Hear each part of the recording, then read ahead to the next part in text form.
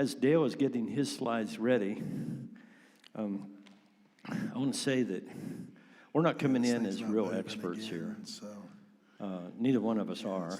We're works in process, and I don't want to come across like I've got all the answers, even though I think I do most of the time. But you may feel that way about you and your relationship as well, or that you're ready for the relationship that you're entering into. We found ourselves about 30 years into our marriage in a situation that right now I'm finding myself in physiologically. I've decided in the last 3 months that I'm going to have a physiological reset, a complete reset. And I'm doing some things metabolically and physiologically that I think is going to revolutionize and change my entire physical structure from the mitochondria out. And if I told you what it was, you might, oh, that's a good setup. Then people want to say something, go up there to the mic, or you can bring it to them if they don't. Wow, brilliant, Tyler. You are underrated.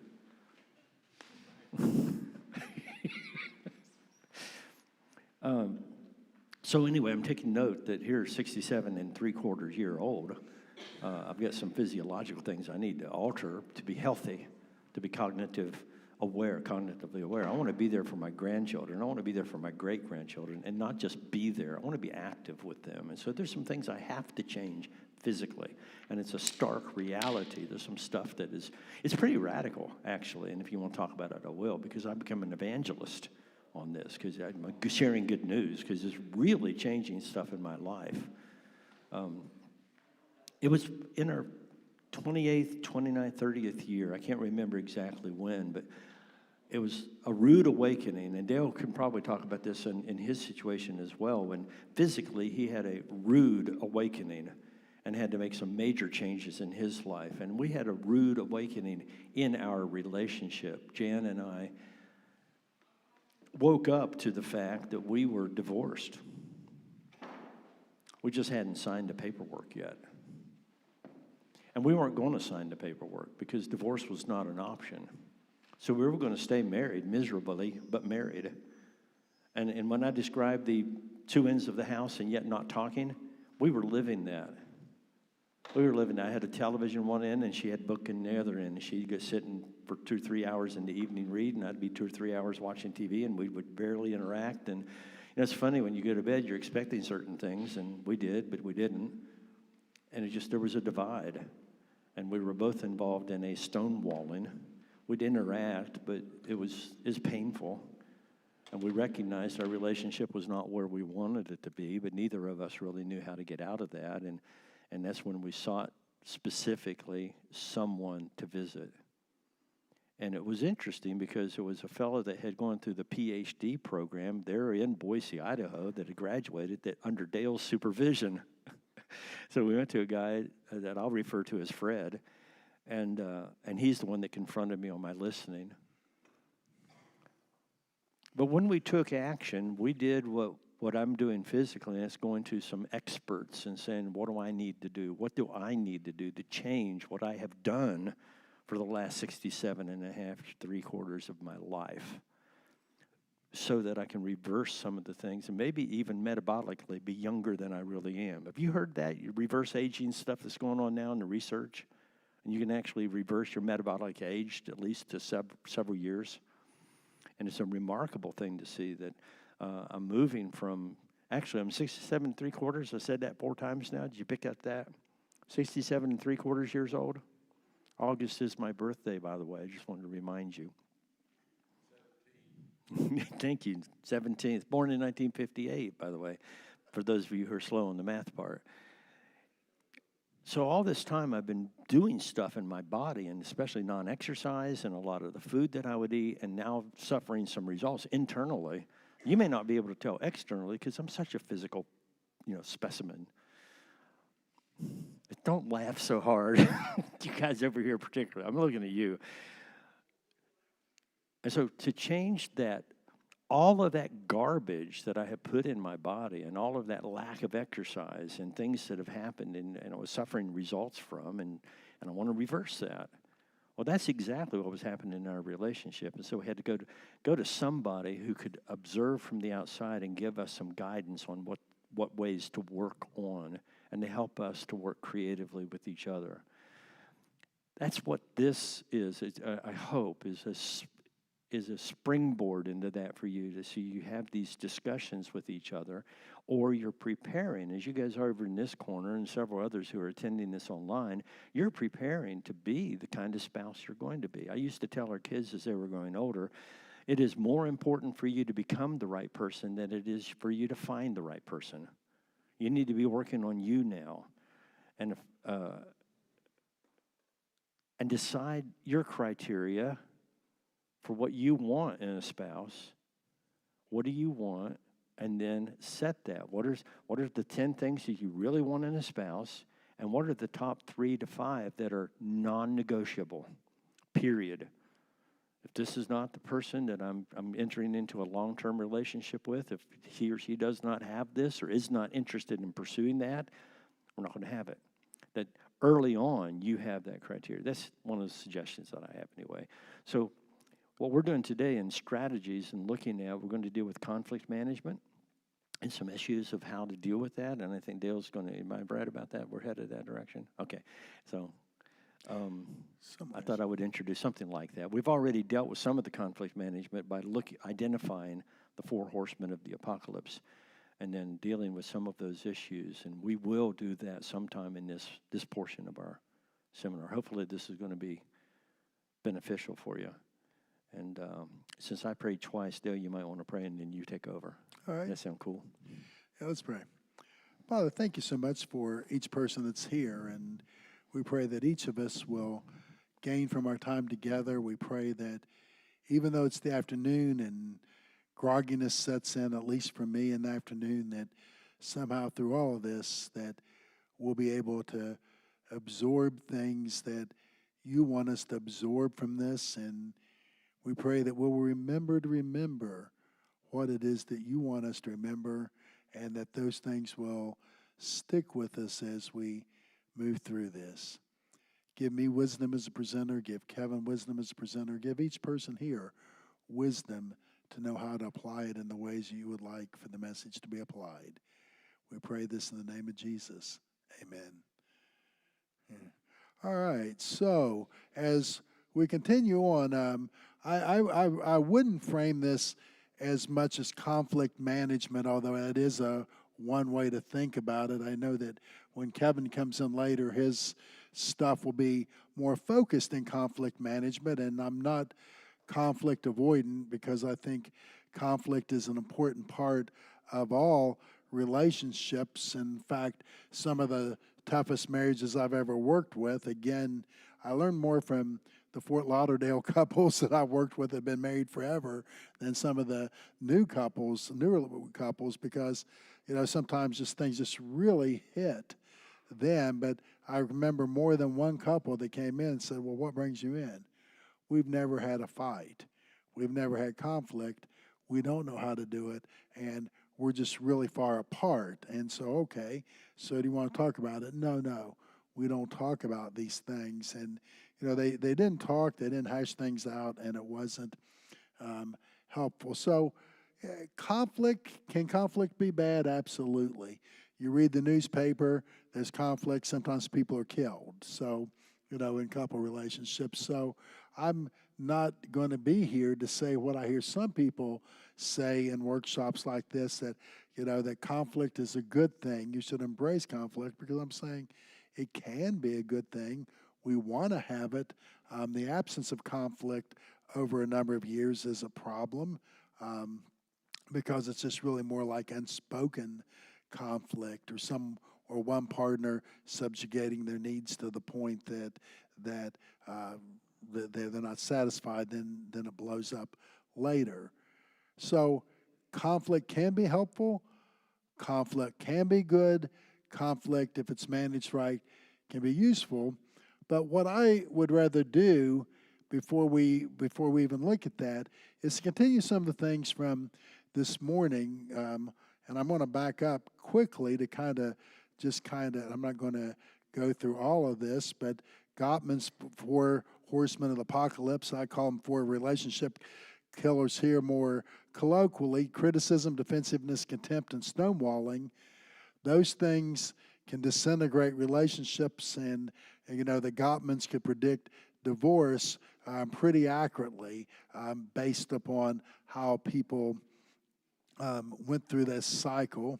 And then we looked at all behaviors communication. One cannot not communicate, and people fight about how to define the nature of the relationship. And we looked at how couples sometimes fight over unspoken rules, and differences in family expectations create conflict, how that can be the case, and more. And so then we looked at the rules that people have in relationships sometimes, and how sometimes people are trying to recreate things from past relationships or avoid things from past relationships, and how those cause problems.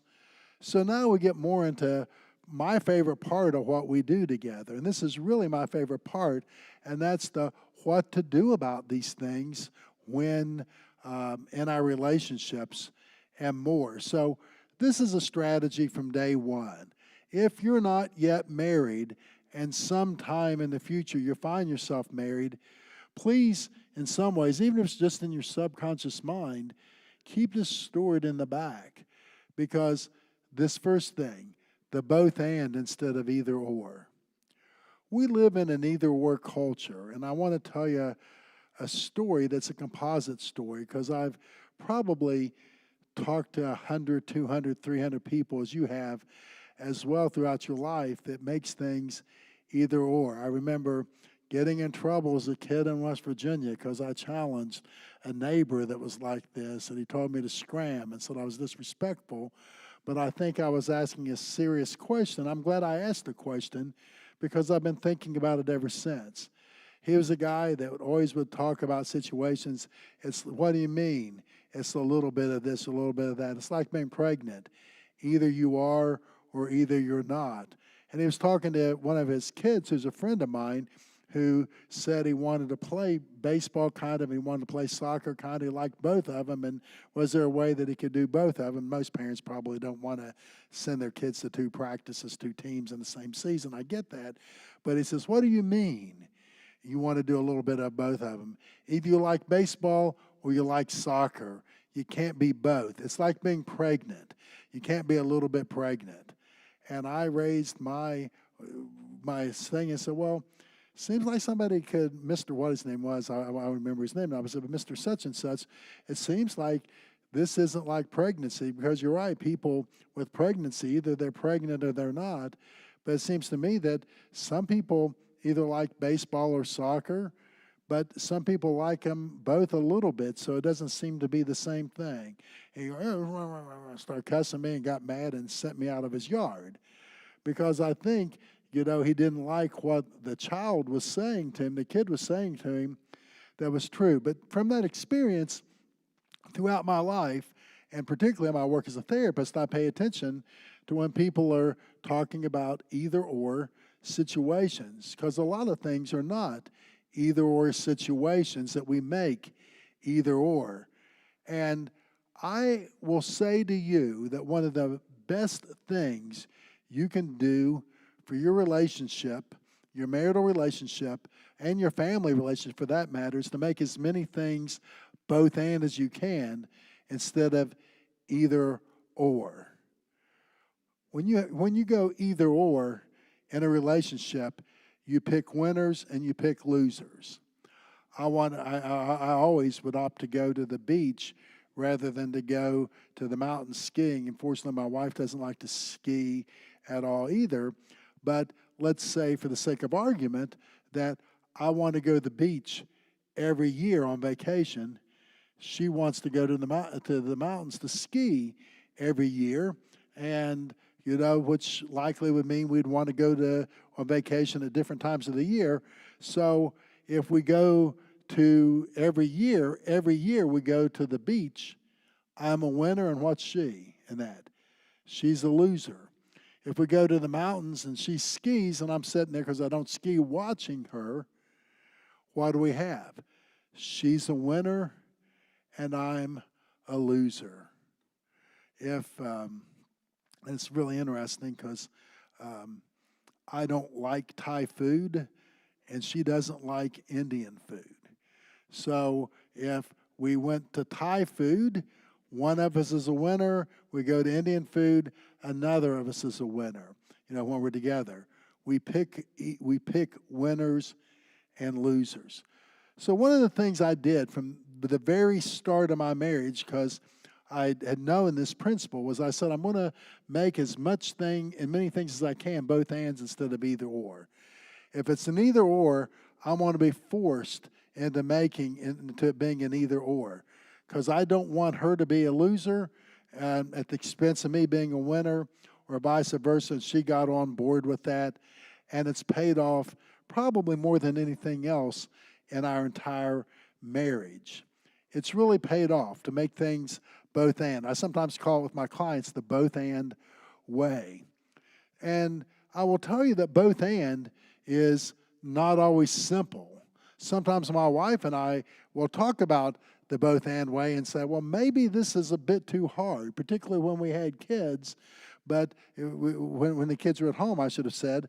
But it really, really works in the big picture. So I'll give you some just some straight up examples so you can get your arms around it a bit more.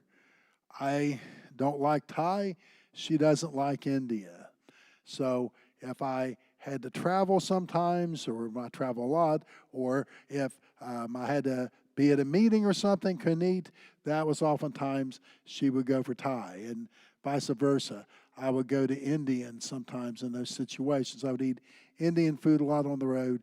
She would, if she was on the road for something, she would eat Thai. We just didn't do it together in that area. Sometimes, like with vacation stuff with the family, my boys and me love history. My wife's okay with history, but she likes doing stuff like hiking, riding bikes, swimming, snorkeling, scuba diving more. And so what we would do a lot of times, since we were living in Kentucky for the most part when the kids were younger, then we moved to Alabama, but when we lived in Kentucky, a lot of times we would go over to Pennsylvania, or in that part of the country.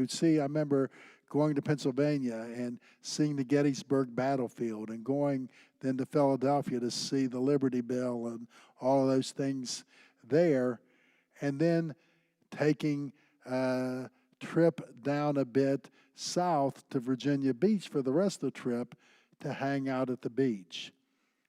Was that inconvenient? Yeah. But you see what's happening. The folks that wanted history, they got history stuff. The folks that wanted the beach, they got the beach stuff. Now let's look at this skiing beach thing, because I've seen that kind of thing a lot. And it doesn't have to be skiing or beach. It could be other things that people want to do for vacation.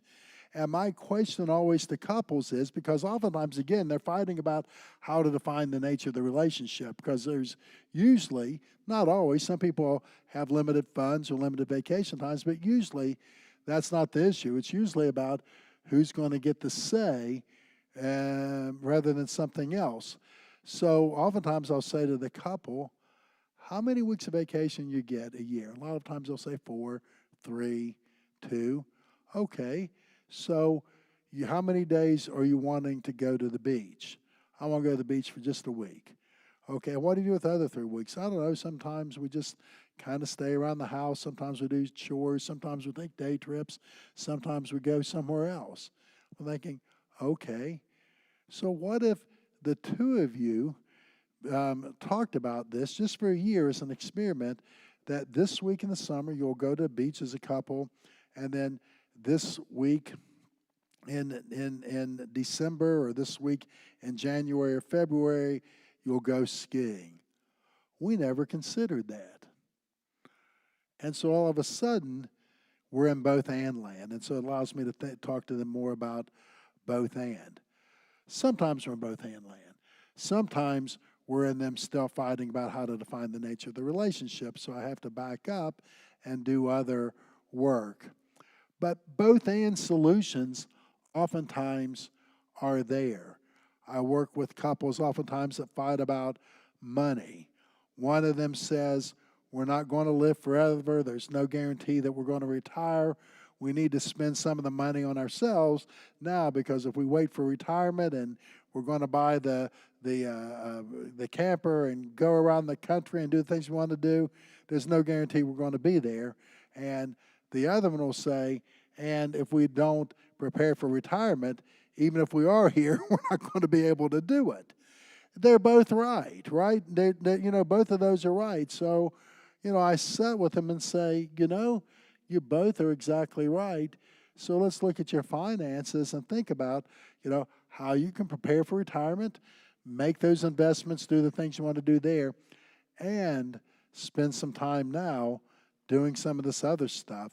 And oftentimes they get to talking about a both and way. It's really, really easy to do these both and things when you're when you begin to think about them. Easy in the sense of working them out, sometimes hard in the logistics of doing those things. My wife and I love to watch Netflix movies together, another example of this. And we oftentimes will say, she'll say one day, let's select from your profile this time, Dale, and another time, so let's select from your profile, because you know how AI does that, right? They look at your patterns, what you're interested in, and they'll select movies each of you are interested in. And oftentimes, we can look at both of our profiles and see a movie that's on both of them. So, well, let's try that. But sometimes it's like, no, she really likes comedies more than me. I like dramas and those types of things. So sometimes say, I'm in a drama mood. Okay, we'll look at mine. So say, I'm in a comedy mood. So we'll look on hers. And sometimes I really want to see a drama, but I really want her to enjoy it better. So I'll say, let's just look on yours and get the comedy. And so we just kind of move it back and forth because we're thinking about both and instead of either or. Now, I've probably bored you with examples by this point because all these examples are not really sophisticated. All of them, anybody can do any of these, and you're probably saying, why is he making this simple point? Because it's like a lot of other things that's simple to understand up here and simple to think about, sometimes it's harder to implement. And it takes an intentionality to actually implement the both and. And sometimes when we're inconvenienced with time doing it, then sometimes we say, well, maybe the either or is better. But I encourage all of you in your relationships, and again, if you're not in a relationship, as you look at future relationships, to think about and to commit to, we're going to make as many things both and as we can rather than either or. So when we talk about conflict management again, and we think about this notion we introduced in the first hour about people fight about how to define the nature of the relationship, one of the things that we can think about is the either-or-ness of many of those conflicts. If I put you, this is just hypothetical. I'm not even going to give a scenario. I'm going to be very vague. All right, listen up. Are you listening to me? Are you really listening? You got 2 minutes to decide. And I'm only going to give you a choice once. Either you can go over there and do that thing, or you can go over there and do that thing. Already, you're probably feeling icky already, isn't it? Part of it's my voice. Part of it's the stuff Kevin talked about this morning, how I did it. But part of it is asking to make a choice. So, what if I did this? All right. Hey, I really want you to enjoy yourself. I want you to experience what you want to experience. So you can either go over there and do that thing for the full time, or you can go over there and do this thing for the full time, Or perhaps you might want to go over there and do that for part of the time and part of the time this other thing over here. Or we could create an opportunity for you could do this for the full time and you could do this the full time. And or this the full time, but if you choose this, we'll see that you have another opportunity in the future to do that. Do you see how much better that is? What I'm doing the second time is giving you options to get what you fully want. Because the beauty of the both and, because we talk about compromise, the beauty of the both and is that it's not really a compromise all the time. Sometimes it's a compromise, but sometimes it looks like you're fully getting what you want in the situation. I'm fully getting what I want in the situation, but maybe not at the same time. Do you see? And that makes a better scenario. You fully get what you want, I fully get what I want, but maybe not at the same time. It takes commitment for that to happen. It takes caring about your partner, your family, enough to see that they're getting what they want when it's possible. Now, that's not always possible. My wife and I, the last few years, have been taking a trip every year to Europe. This will be our third one. We go with Pilgrim Tours, and we're doing these church history tours. So 2 years ago, we went to Italy. Last year, we went to Turkey and Greece, saw Ephesus and some of those places, and went to Greece to see church history stuff there. This year, it's a little different. We're going to go to England, Ireland, then England, then the Scotland part of England, and we're going to see C.S. Lewis stuff and the stuff he did, and then some of the stuff with the Church of England and so forth. So it's a little different this time, but it's still in that same realm. But, there's add-ons on that trip that we have to think about, because on that Italy trip, a bucket list thing for me was always to ride one of those gondola boats in Venice. And I woke up at 4 o'clock in the morning on the day that we were in Venice on that tour. I hope somebody doesn't have a really squeamish stomach, because I'm going to tell you, like I say it, I want to say it like a West Virginian, because it's the best way to describe it, Kevin. I was vomiting my head off, a blast from your past. I was vomiting my head off at 4 in the morning, and I said, man, this is a bucket list thing. I'm going to be better. My wife takes my temperature. Okay, you have a temperature. I said, I got to go. And, I'm married to a nurse, so you know how this is going to go. And she says, do you really want to be out in that water on that boat with the water going like this, being this sick? It's not a good idea. And so I didn't go on that boat ride. I got feeling better later. We actually took a city bus in Venice out to that part. It was kind of neat doing that part. And we got on a motorcraft with like 50 people and kind of drove around the water there. And I looked at all those gondola boats and said, man, I smell that.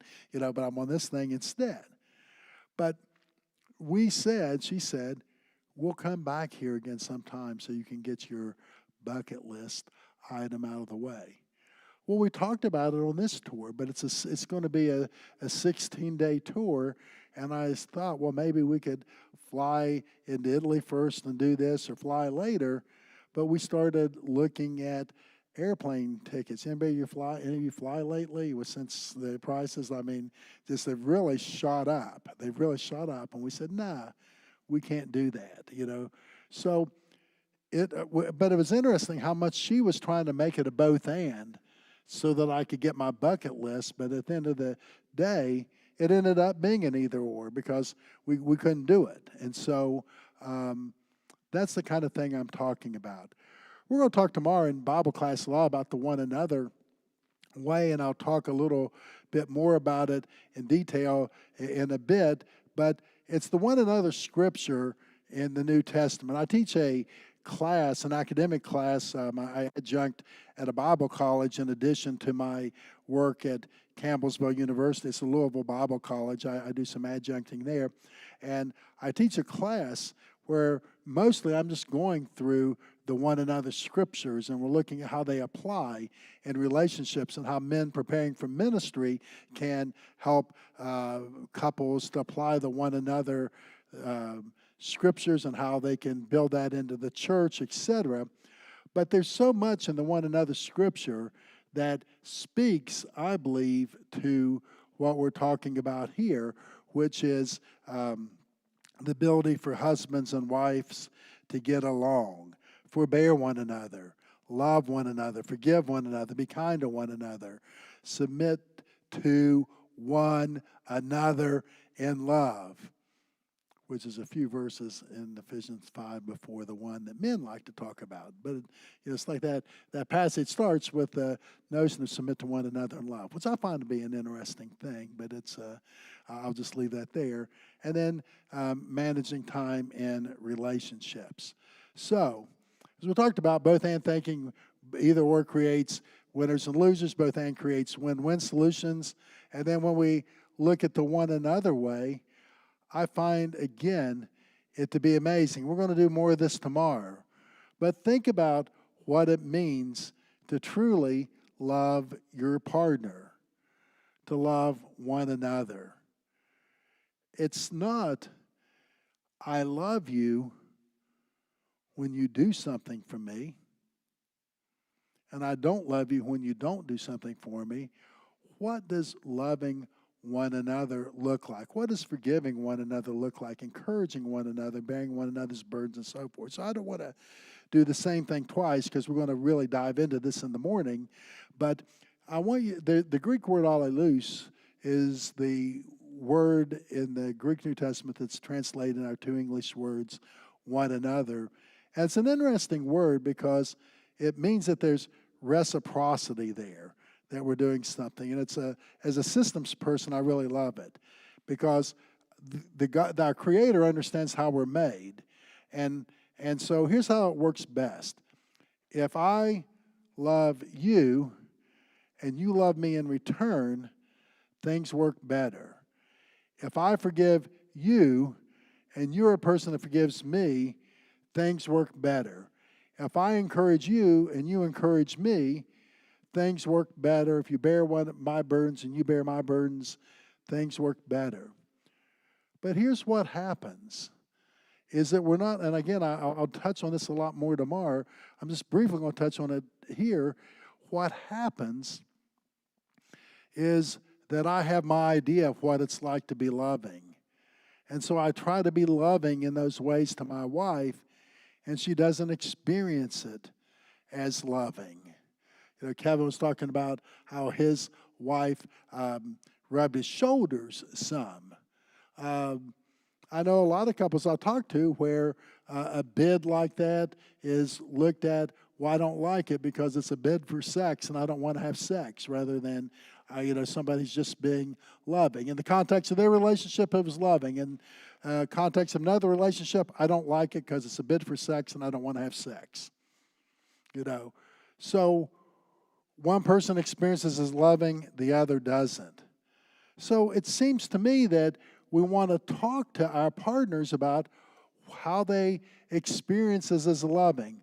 What do I need to do for you to experience me as loving you? What are the things that I do that you experience as, I don't notice it, or they're annoying, or you think they're loving, but they're a turnoff? When we get to know each other, we can truly do this reciprocal thing. Because your marriage works better, my marriage works better when I know what my partner wants, what my partner needs, and they know what I want and what I need, and we're trying to give it to each other. And if we don't talk about it, we don't always know what those things are. Same thing with forgiving. I mean, I can forgive people, and they may not ever know it. They may still feel as if I'm holding a grudge, or I'm still mad when I'm not mad. I've moved on. So in particular, it's important for my wife to know how I actually forgive her, and how does she experience me as forgiving her? And how do I experience her when she forgives me? And so forth. Again, I don't want to get too far ahead on that because that's stuff we're going to do tomorrow. And then managing the past, present, and future. Really important. And what I'm about to say, you may have to think about it for a moment for it to make sense. And I'm going to be critical of just probably about everybody. I'm going to touch a nerve probably for every person in this room, including me. Do you know people that live in the past, that their best days are behind them? That's what they talk about. The winning touchdown that they scored when they were in high school in 1974. You know folks like that?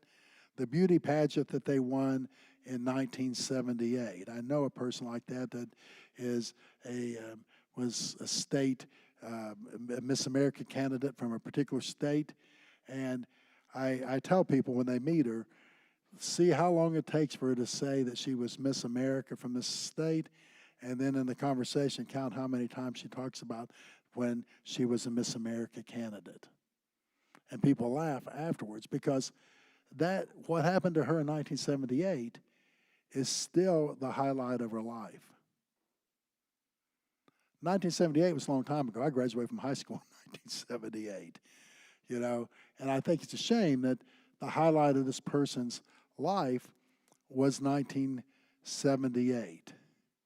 So some people live in the past. I'm talking about good things in the past, but some people live in the past in bad ways. And I'm not dismissing trauma here in any way, but I'm going to have two hypothetical people here. See, me one, me two. So let's talk about, since I was born in 1960. I'm born in January 1960. This person's born in January 1960, just not on the same day. 6 years old, I'm in a car wreck, and my legs are damaged, and I'm in a lot of pain. I have to have lots of operations, and because that, I can't do a lot of stuff other kids do. My friend here, at 6 years of age, nothing happens except she's going to first grade. Age 12, I try out for a play. I want to be in this play, and I don't make it.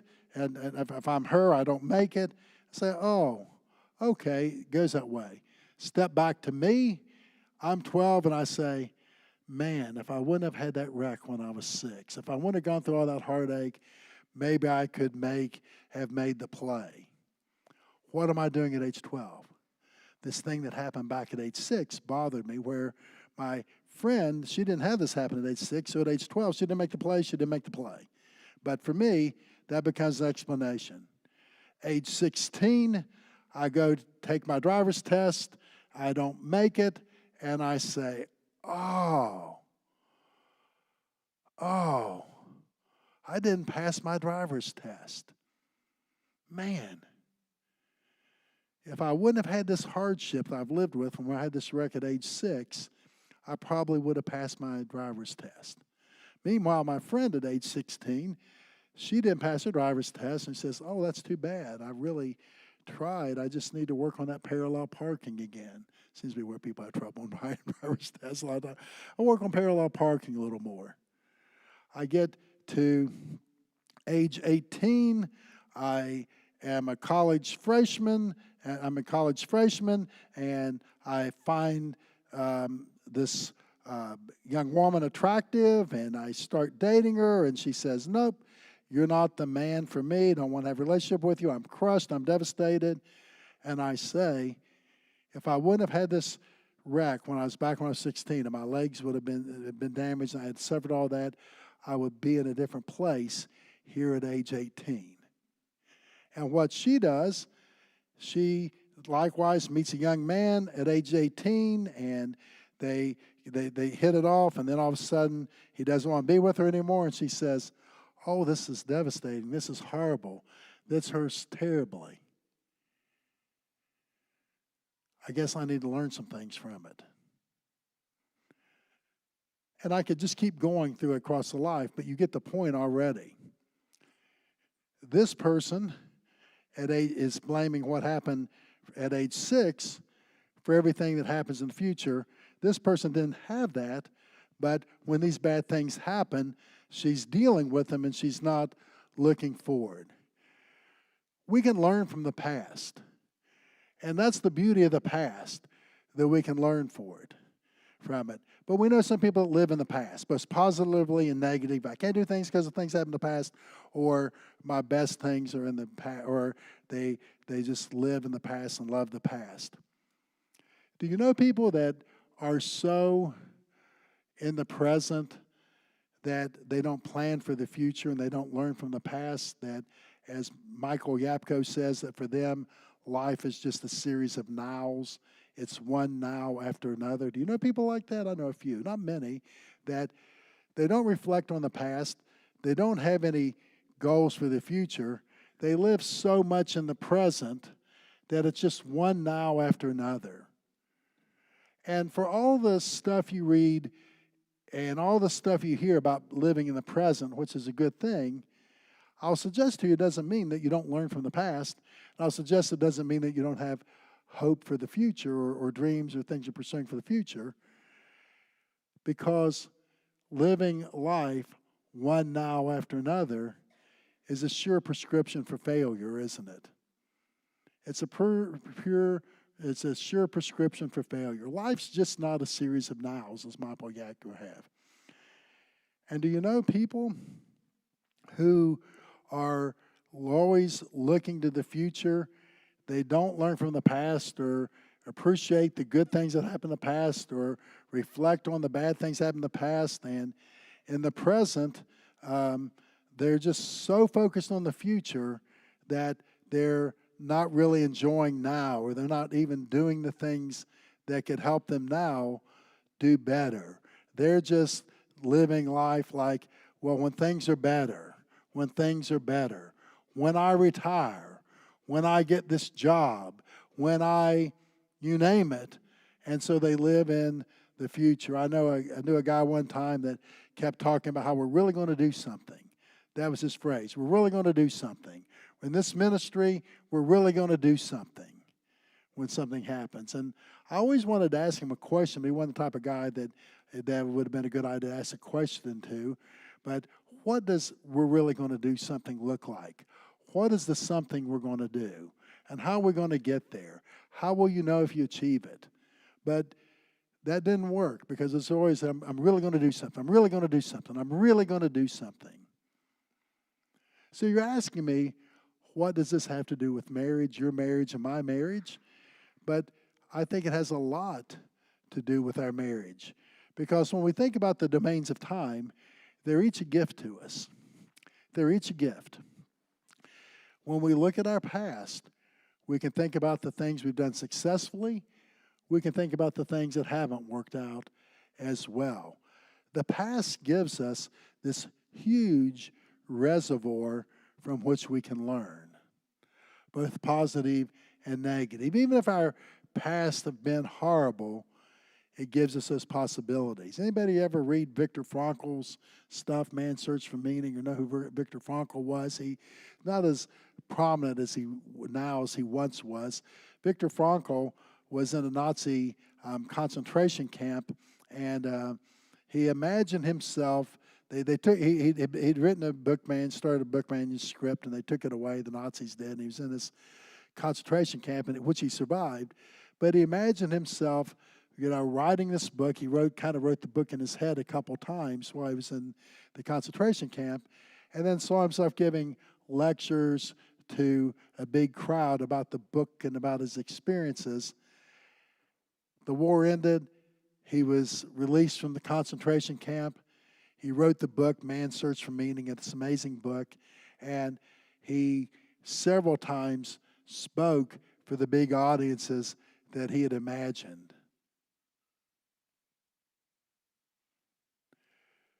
But his past, as he was writing the book, his past was this great reservoir from which to gain. And as he was going through his time in the concentration camp, it was still, he had these reservoirs of memories from how things were, and he could gain from it. As he dealt with his situation in the present, he was imagining what it would be like in the future when he got out of the concentration camp. So, what happens in our relationship when we think about this great reservoir of experiences that we can gain from? Because we all have a great reservoir of experience, do we not? A huge reservoir of experience. Experience in the relationship we're in, experience maybe from previous relationships, experience from other kinds of relationships we've been in. We all have this huge reservoir of experience that we can learn from as we live in the present. But as we live in the present, we look back at that experience. As we're living now, we're thinking about what kinds of decisions can I make in the future that can make this better for me, for my partner, to gain from. Talked to a couple one time that had tremendous credit card debt when they were younger. I asked them about it because they had a credit score over 800. It's pretty good to have a credit score over 800. It was a really high credit score. And I said, man, you must have done this from the beginning. And they laughed and said, nope, we were on the verge of bankruptcy. We had 3 credit cards maxed out. We were basically paying our paycheck to pay interest on these credit cards and our mortgage. It was just horrible for us. And we got some help. We got financial help. We got out of our mess, and we're not in that debt mess anymore. And so we pay on time now, and we're able to invest for retirement, prepare for retirement. We're able to take the vacations we want to, on and on and on. They talked about because as they live now, they remembered where things were, and as they live now, they can make decisions to help their futures be better. Past, present, and future all work together in those particular ways. So, Kevin, come up here for a moment before we do this and ask you to kind of maybe reflect a bit on what we've been talking about. Help make this a bit more practical. In about 5 or 10 minutes, I'll go back to this, but just kind of wanted to see your reflections on it. It's funny that you talk past, present, and future. You remember the passage in 1 Peter chapter 1? And it says that they've been blinded, that they forgot the sins where they were, and that you keep on working on these characteristics that he lists. Add to your faith, knowledge, to your knowledge, virtue to your virtue, and it ends up brotherly love or agape love. It says those who work on these things, that you don't want to be short-sighted. You've been blinded. Those who don't work on these things, and you have forgotten where you came from, the sins. And I'm thinking, you need to be fully aware of your past. But so many people live in their past. It's hard to drive forward when you have your eyes constantly on the rearview mirror. And it's hard to recognize where you've come from if you never look in the rearview mirror. And you can't plan effectively for your future. So this, where I am right now is important. But anyway, that's what came to mind, was that particular passage of Scripture. I think way too many people are caught up. And I think what you're talking about is important for me anyway, and that's where our focus is. And the key word, we keep coming back to this, what are you focusing on? And your attitude toward the future, is it a hopeful attitude, or is it a pessimistic attitude because of the past, and you're tied to the past? So many people are limited to what they can imagine their future to be because they are held back from past failures, from past experiences. So I'm wondering, as you're dealing with a couple that comes in, or a family, and maybe a child in the family is an embarrassment to the family because of some terrible mistakes that he or she has made. Like some kid was, we know, was breaking into houses and taking little things, but he would break into the house, and one day he was caught.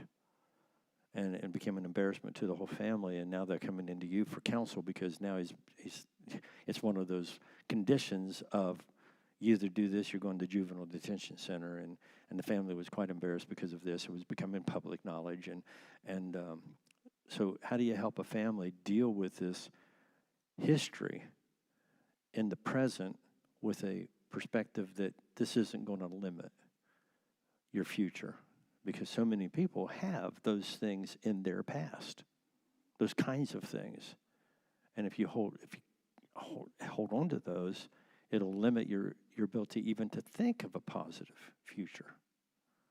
So I'm imagining you've had a family or two come in with this kind of a scenario. I'm just painting it broadly, but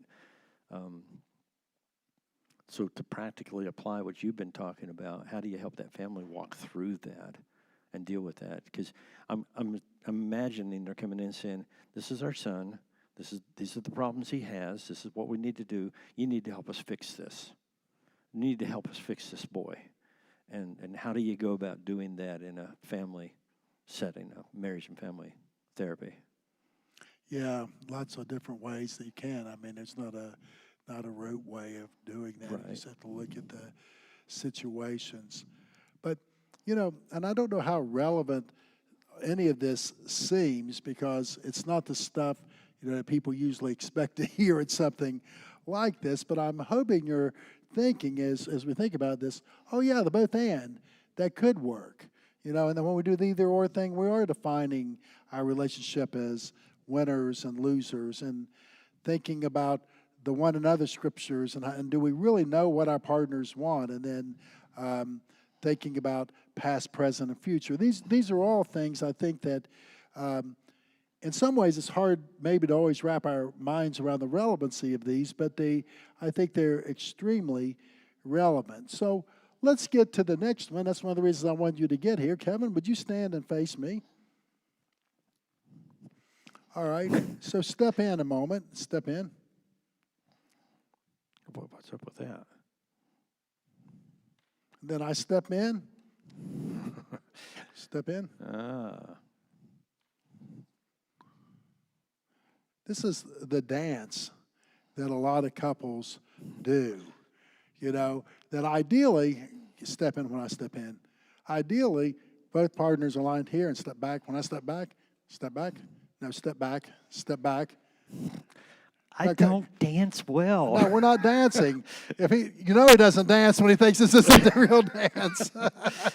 Okay, so we'll start again. When I say step in, when I say step back, right? Step back, step back, step in, step back, step back. All right, and I'm going to, no matter what I do, I want you to do what I say, not what I do, okay? Step in, step in, step in, step back, step back, step back, step back, step back. You all know what's happening there, don't you? Yeah. That stuff happens in relationships all the time, does it not? And so we talk about closeness, distance, and sometimes they call it pursuer, withdrawer, and sometimes nag, withdraw. So my students say, well, is the closest distance is pursuer, distance, or is it nag, withdraw? And I say, yes, yes, and yes. And when you look at the pattern of what's happening, it could be either. So stand up again. Here's nag, withdraw. I'm going to nag and withdraw. Kevin, I want you to listen to me. Go back. Sure, which way to go now? Okay. Everything I do, you just keep going back, everything I do. Come on, why aren't you listening to me? Yeah. You never listen. Yeah. Do you not have a brain in your head? Can't you comprehend? You dumb person. That's nag, withdraw. Of course he's going to probably withdraw until I want you to, at some point, come forward. Go back about 3 times and come forward. Are you stupid? Do you have a brain in your head? What in the world is wrong with you? Why can't you get along with me? What is it up with you that you're always seeing something negative about? You see what's happening there? That sometimes can get dangerous. Nag, withdrawal, then boom, nag, nag. All right, closeness, distance, all right. So step back. When I say step back, step in. All right. I really would like to go eat Chinese food with you tonight, and you step back. Mm-hmm. I really don't want to eat steak tonight. Step in. I really want to go to the baseball game tonight. Step back. I really don't want to get football game tickets in the fall because it's going to be too cold. Step in. I really don't want to bowl. Step back. I really don't want to go fishing. Step back. I really don't want to go to the theater. Step back. I really don't like classical music at all. Step back.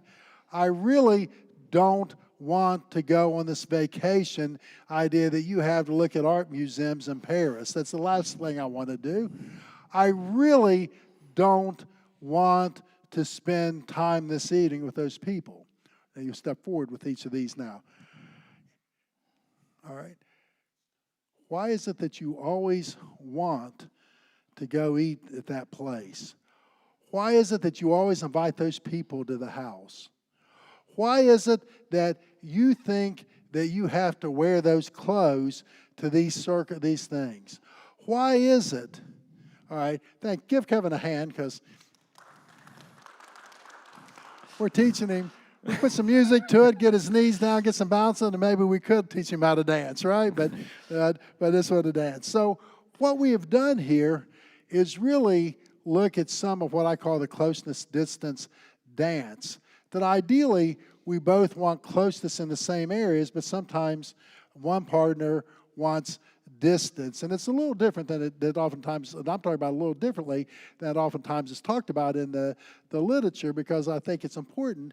Because when I see and know what my partner wants closeness in, I want to make sure that sometimes they're getting it, but I also want to pay attention to my needs for distance, because we both have those needs, and I think we can pay attention to those things. And negotiation is really essential in those things. What are the areas that I feel that I need to have closeness in? I want closeness in. What are the areas that my partner wants to have closeness in?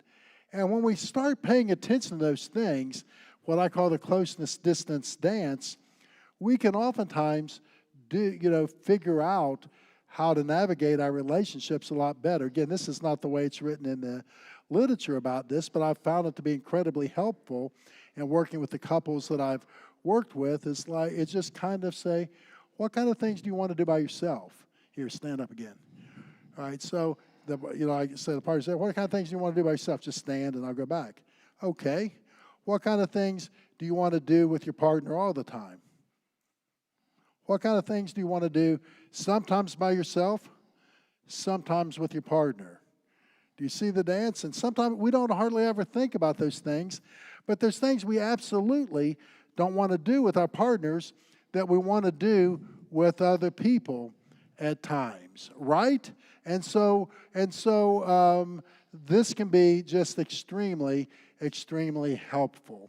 So you're on, unless you want to pursue a little bit more of this closeness distance idea. I'd love to hear what you have to say about conflict management. But it's just so similar to some stuff we do in communication area, and you're approaching it from a different angle in marriage and family. And in communication, we're looking at the closeness distance, or this need to be together and this need to be alone.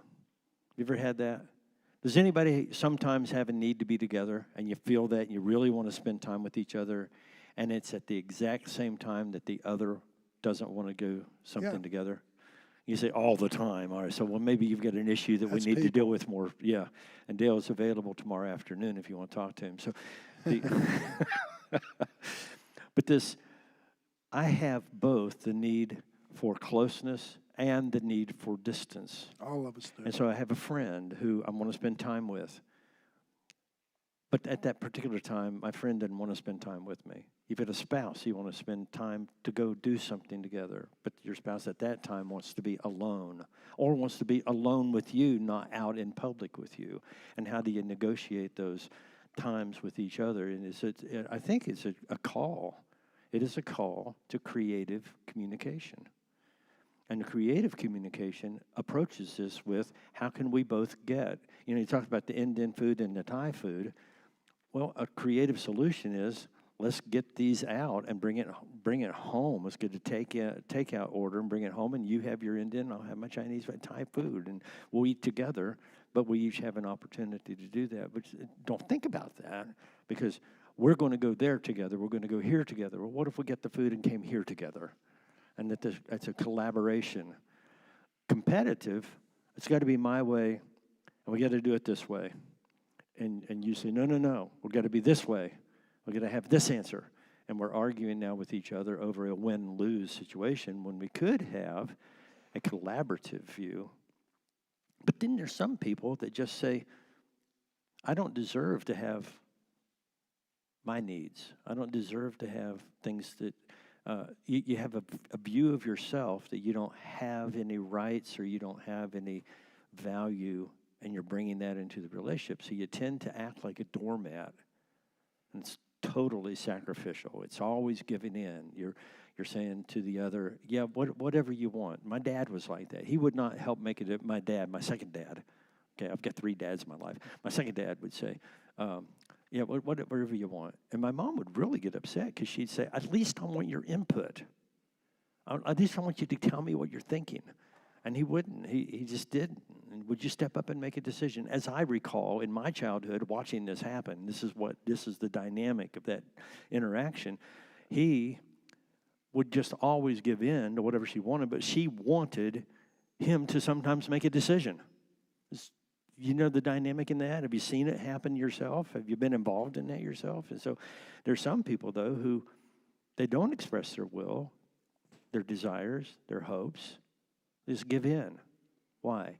Because I have a low interest in myself and I have a low interest in obtaining whatever it is we're talking about. So I just always give in and end up being the doormat until finally the explosion takes place.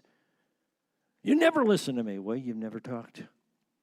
Or the one who says, I always have to win. And there's a drive in some people. For maybe it also has to do with the internal view of him or herself. I've always got to be the winner here. And it may not be a decision. It may be an argument, a discussion. The thing that broke my heart was one time Jan says, you always win these arguments. And then followed with, you don't ever really listen to me. And that happened late in our relationship. And I did, to tell you that, I'm telling you some stuff now that I haven't talked about what I did. I've never told anybody that. But she said, and she was in tears. She said, you always win. Well, I couldn't help it that I'm a genius and that my arguments were always superior. You should know he was married to a salutatorian of a high school class that was full of college professors' kids. She gave a speech in her high school, and I was there to hear her give her speech. And and she graduated like summa cum laude or whatever in college. She had the straight A value, and I, on the other hand, I graduated. Thank you, Lottie. She was my biology lab partner when we took that class in college. I always credited her with getting me through. I did not know that. Yeah. That's interesting. Huh. Well, when she said that, you always win, it was because I was tenacious until I won and would come up with enough arguments and stated in such a way to beat down those arguments, and I would win. It was something in my childhood. I grew up, seriously, our heritage, we have the truth, and we're going to make other people understand our truth. So I've got to keep on winning the arguments, and you're valuable when you win the argument. And if you lose the argument, then you've also given into something that's not true. So I knew what I believed was true, and I was going to argue the case instead of discovering together, and even sometimes listening that maybe I'm wrong.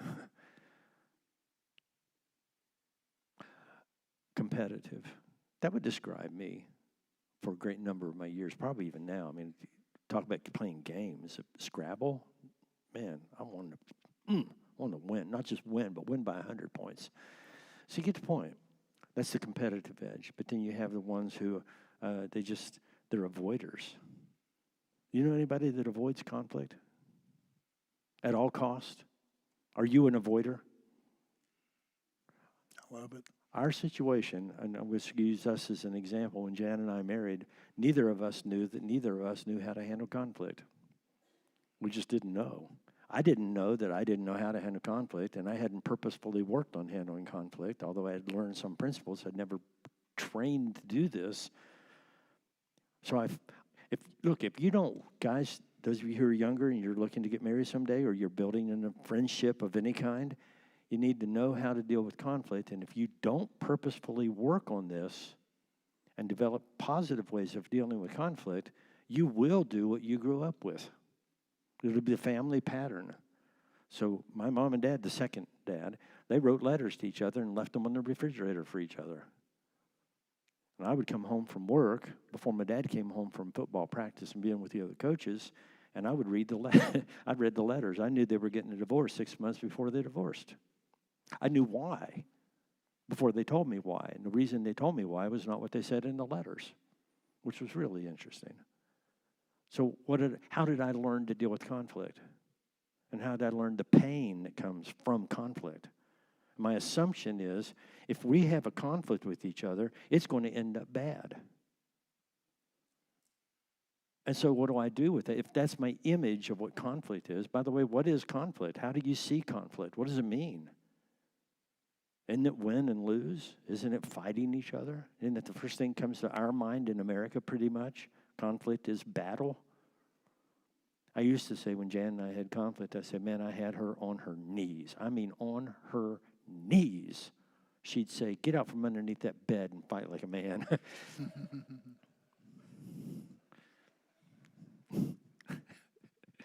Conflict is winning and losing in our minds. What if we saw conflict differently? What if we saw conflict as Dale, get up, amen.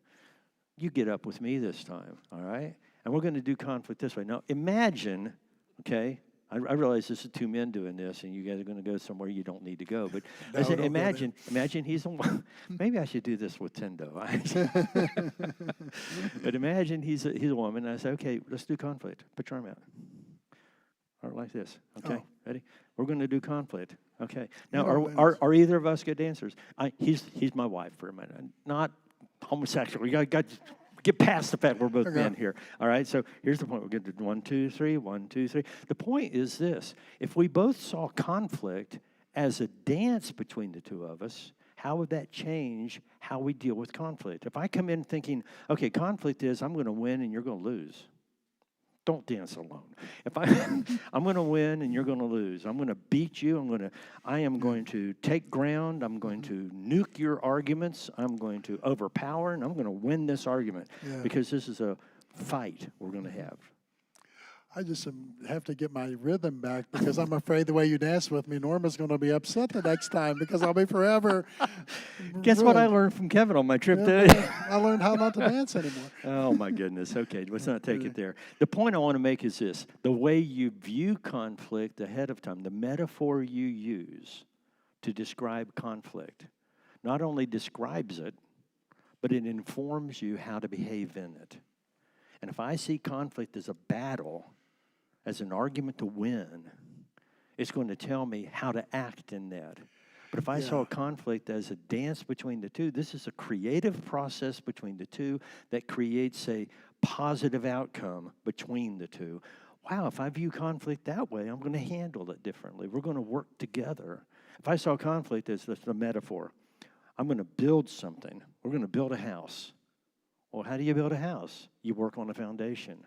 Then you built the frame. Then you took the roof. Then you put on you're constructing, but you have an image to a positive end, and you're working together in a construction. What if it was conflict is making pizza?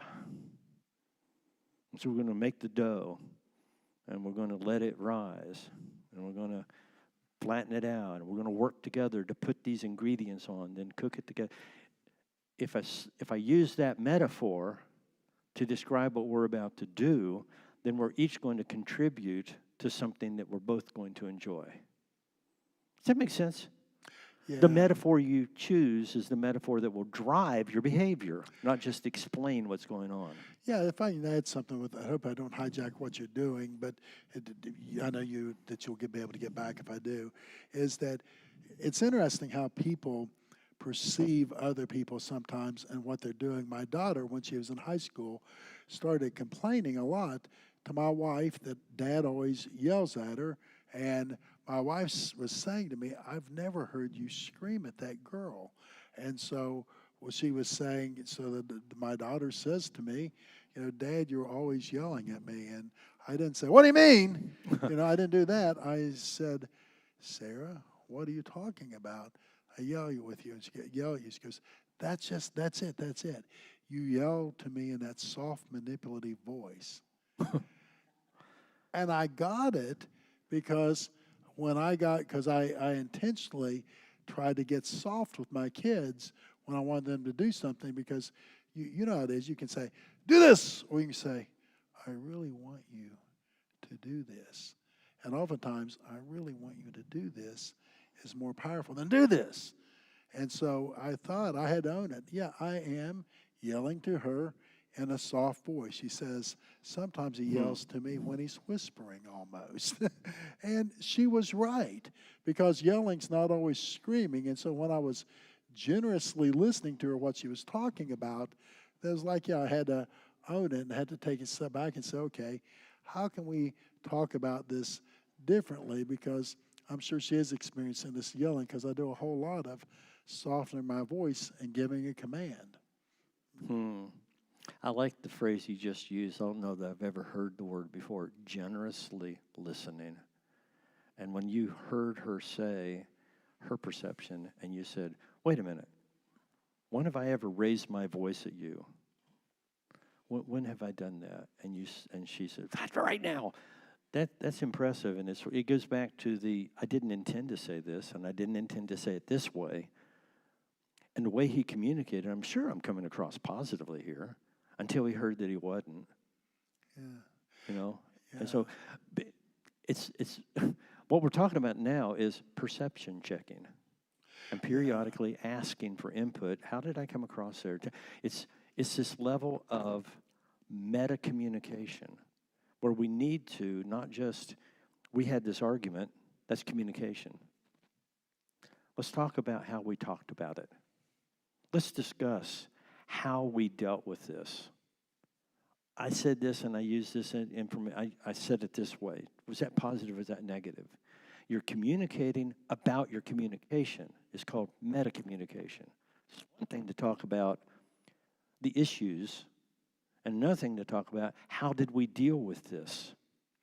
And that's a level of communication that is really valuable, I think. Now, how you go about that is going to have to be between the two of you, but that you do that, I think, is an important process.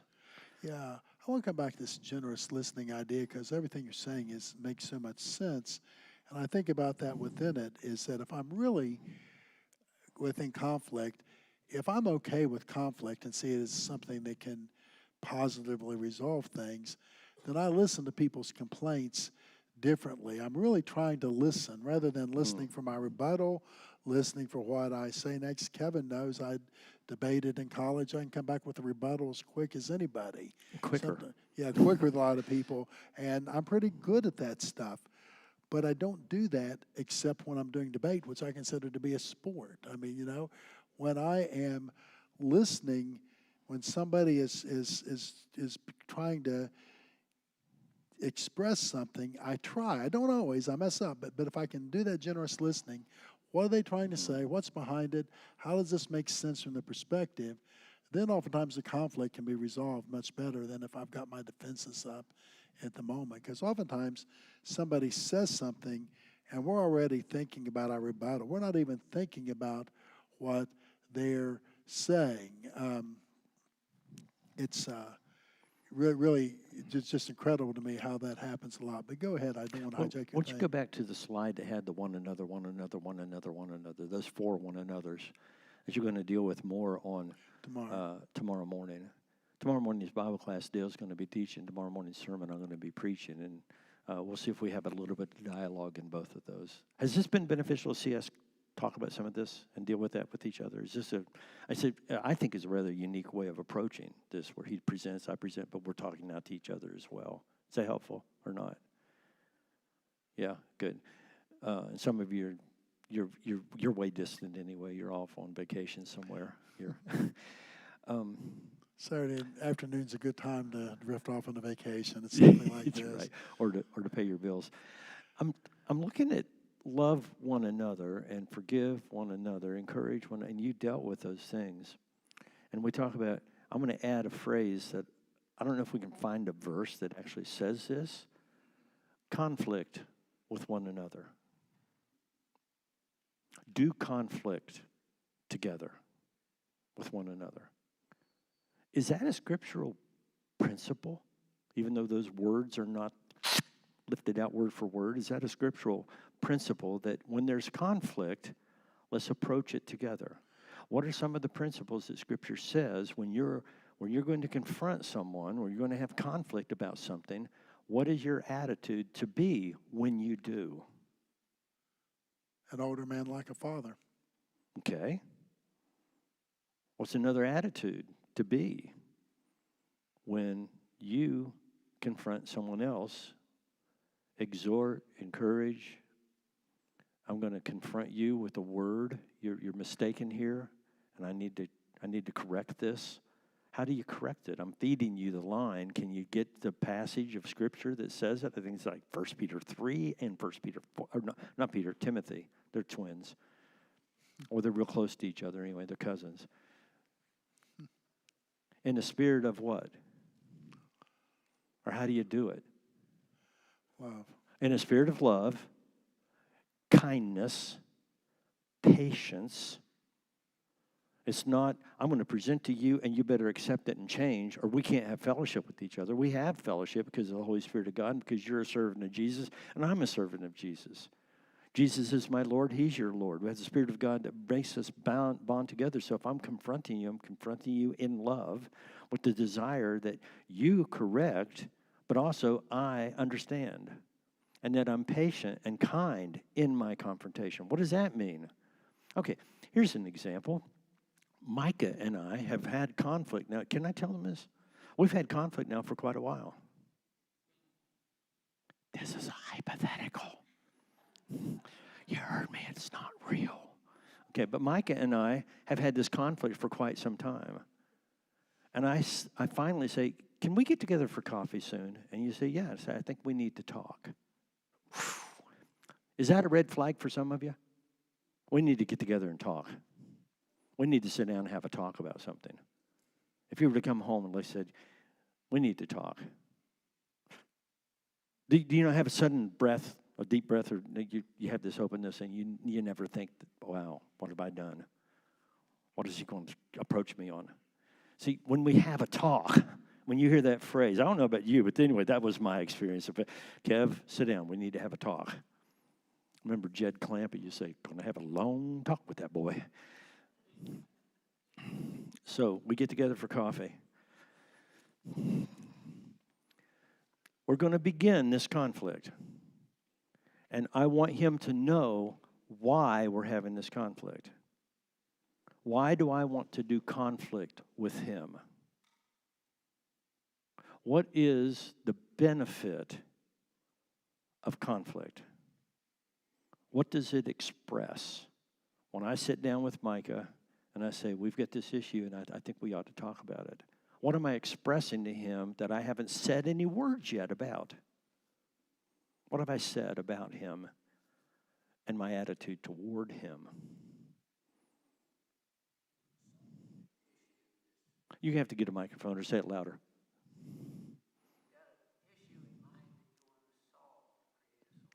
Okay, I care about the issue. I love it.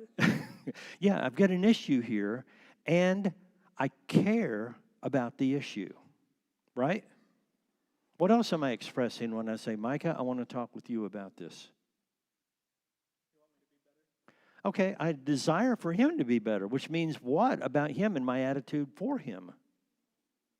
I care about him. So just the fact that I'm doing conflict with him, and conflict is not what you have, it's what you do. You're doing conflict.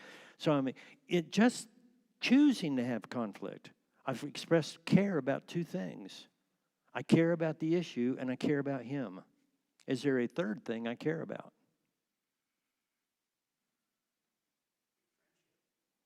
The relationship itself. Is there a fourth thing I care about? Thank you. I care about me too, right? And so in the book, Crucial Conversations, one of the principles that they offer is this, and I've stolen it and made it a part of my life. I want to make sure I express this. I want us to talk because I really care about you. And I want you to get benefit out of what we're going to talk about from my perspective. And I really care about this issue too. It's important to me. And the third thing is, I want our relationship to be stronger. And sometimes when you have conflict, it'll hurt the relationship. That's not necessarily bad. Because sometimes something has to happen in your body that is painful at first, but beneficial in the long run. Who's had a shoulder operation recently, or an arm operation recently, or a knee operation in their lifetime, or are married to somebody who has had those as well? Okay, do you know then that the pain produces positive things as well as negative things, right? And anybody have cancer ever? Anybody here ever suffer cancer? Do you know anybody who's had cancer? How do you deal with cancer? If you can, you cut it out, right?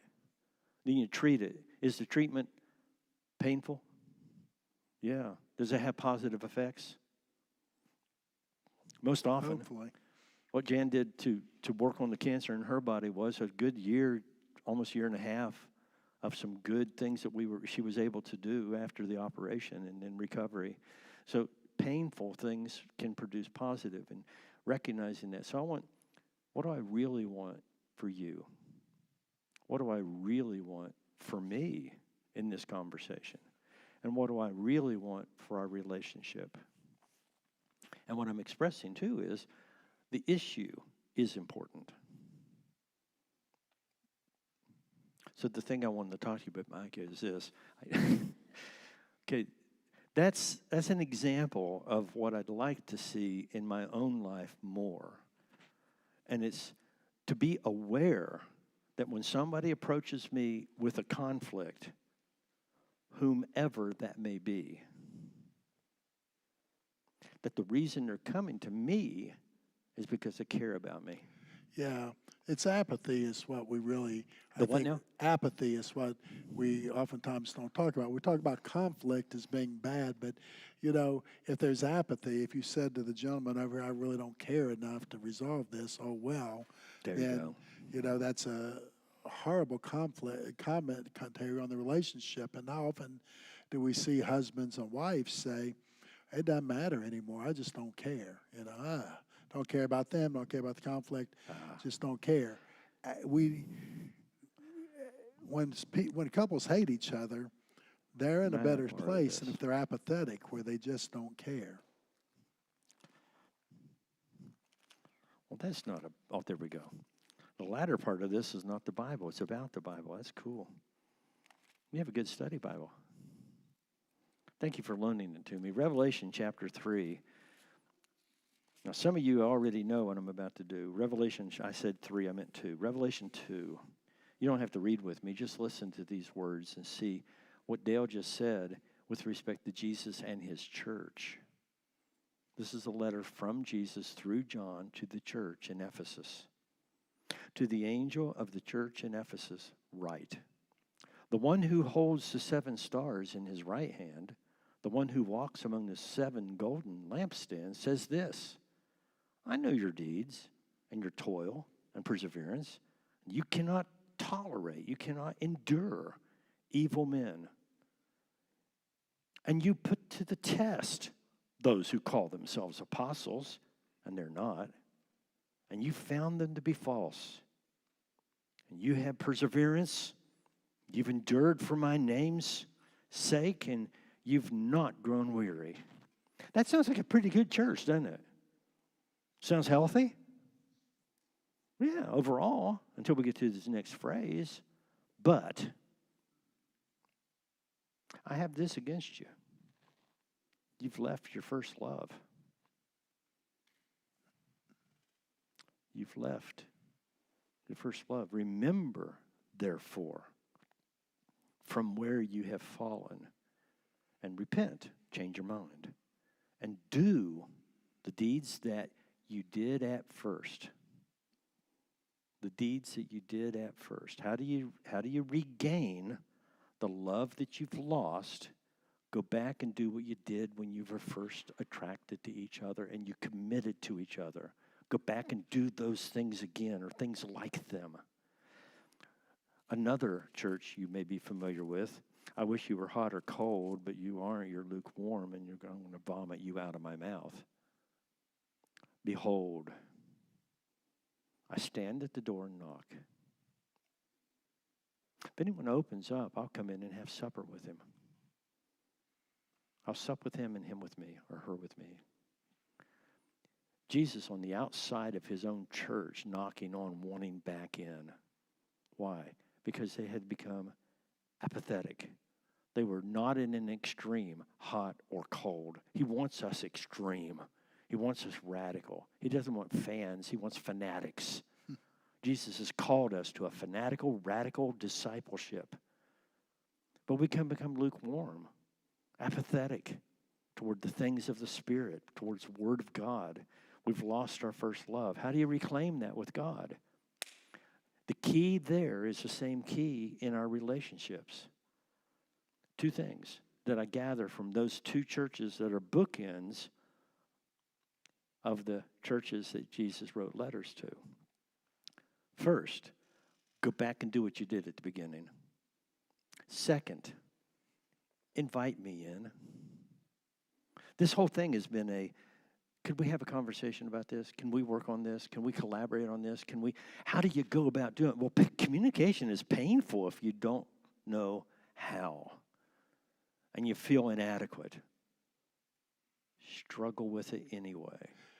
Deal with it anyway, because the fact that you choose to do that expresses value of the relationship, of the person, and of yourself.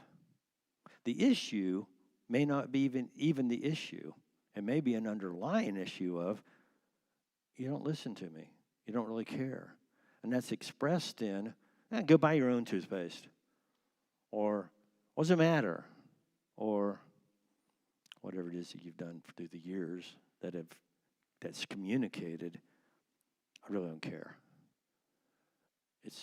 Have you even paid attention to what I've said? Can you not tell that I'm hurting? So that invitation is, can we talk? Can we discuss this? Can we talk about how we've been talking recently or how we haven't been talking recently?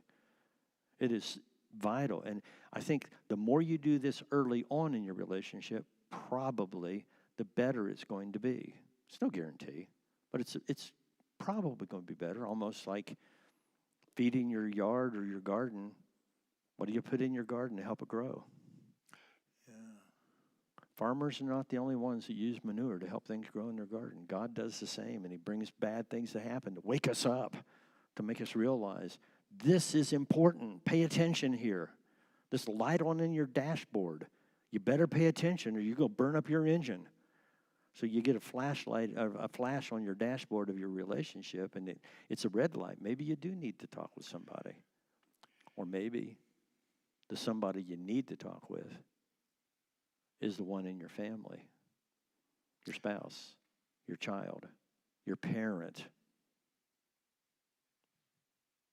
Don't wait till they're laying in the bed and wish that you had done things differently. Think about what I can do tomorrow that I can rejoice about instead of, man, don't Don't do something that's going to bring back the regret. Okay, I want to be quiet and see what responses you have, what questions you have. Dale, you may want to add something too, but let's have a period of question and answer. There's a microphone here, and if you want to stay where you are, we've got one floating over here that Tyler will watch your hand.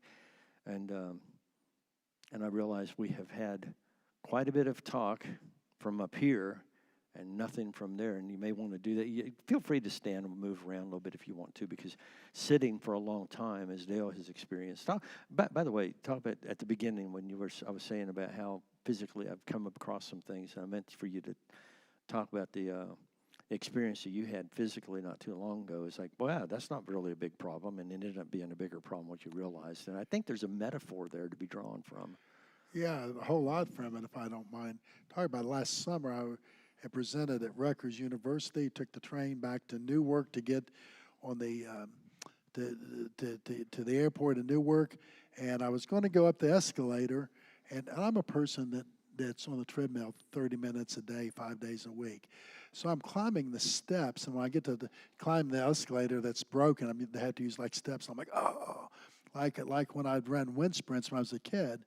And so I struggle to get to the thing and to the airport, and I tell my wife, I think I have pneumonia or something, and I get back to Kentucky. She'd worked all night, so she got up and she looked at things and said, well, let's go to urgent care. You probably have pneumonia. But they sent me to the hospital, and I had a bilateral saddle pulmonary embolism, which meant, that kills a lot of people. As some of you know, it hasn't. Maybe you know people die that way. But I talk about a metaphor for people knowing. I don't know anything about that. She's the nurse. I don't know anything about it. So I was supposed to preach the next day because the preacher was out of town, and it was like 9:00. I said, well, great. Give me some medicine. Let's get out of here. My wife, who's a nurse, and that person says, you're not going anywhere. You're going to intensive care. And I said, I feel bad, but I don't feel bad enough to be in intensive care. So the whole time I'm in intensive care, I'm feeling guilty because I'm taking up an intensive care bed, and I don't feel all that bad. But later, as I learned about it, I realized, I was in danger of dying. And it's amazing because the doctor said, you really should have gone to the hospital in Newark. You didn't need to get back on that airplane. But I wanted to get home. I didn't think it was a big deal. How often the little things in our relationships or other areas of life we think aren't big deals, we discover later are big deals. And even when we're in the middle of it, it's not a big deal. Only to discover later it is a big deal. You may have other applications to make. Yeah, how can you be so insensitive to your own body and not even know? I mean, you're almost dead. And the thing is, had he proceeded without looking for care, he wouldn't be here now. I've been dead that weekend. I would never preach that Sunday morning. It's true. In fact, you told me about this. You read in the paper, you found out that somebody that you know suffered from that and actually did die recently. Yeah, 47 years old. And when I mentioned the symptoms to my daughter, who's a doctorate of physical therapy, she said, oh, he's got this. And he just said whatever it is. I can never remember what Pulmonary embolism. Pulmonary embolism, clot kind of stuff and you're gone. The widowmaker, and or the insurance payer. So that questions or comments anybody has, or enlightenment you want to offer as well, examples, illustrations. What do you see and that you want to offer to everybody here? This is your chance to ask or your chance to give.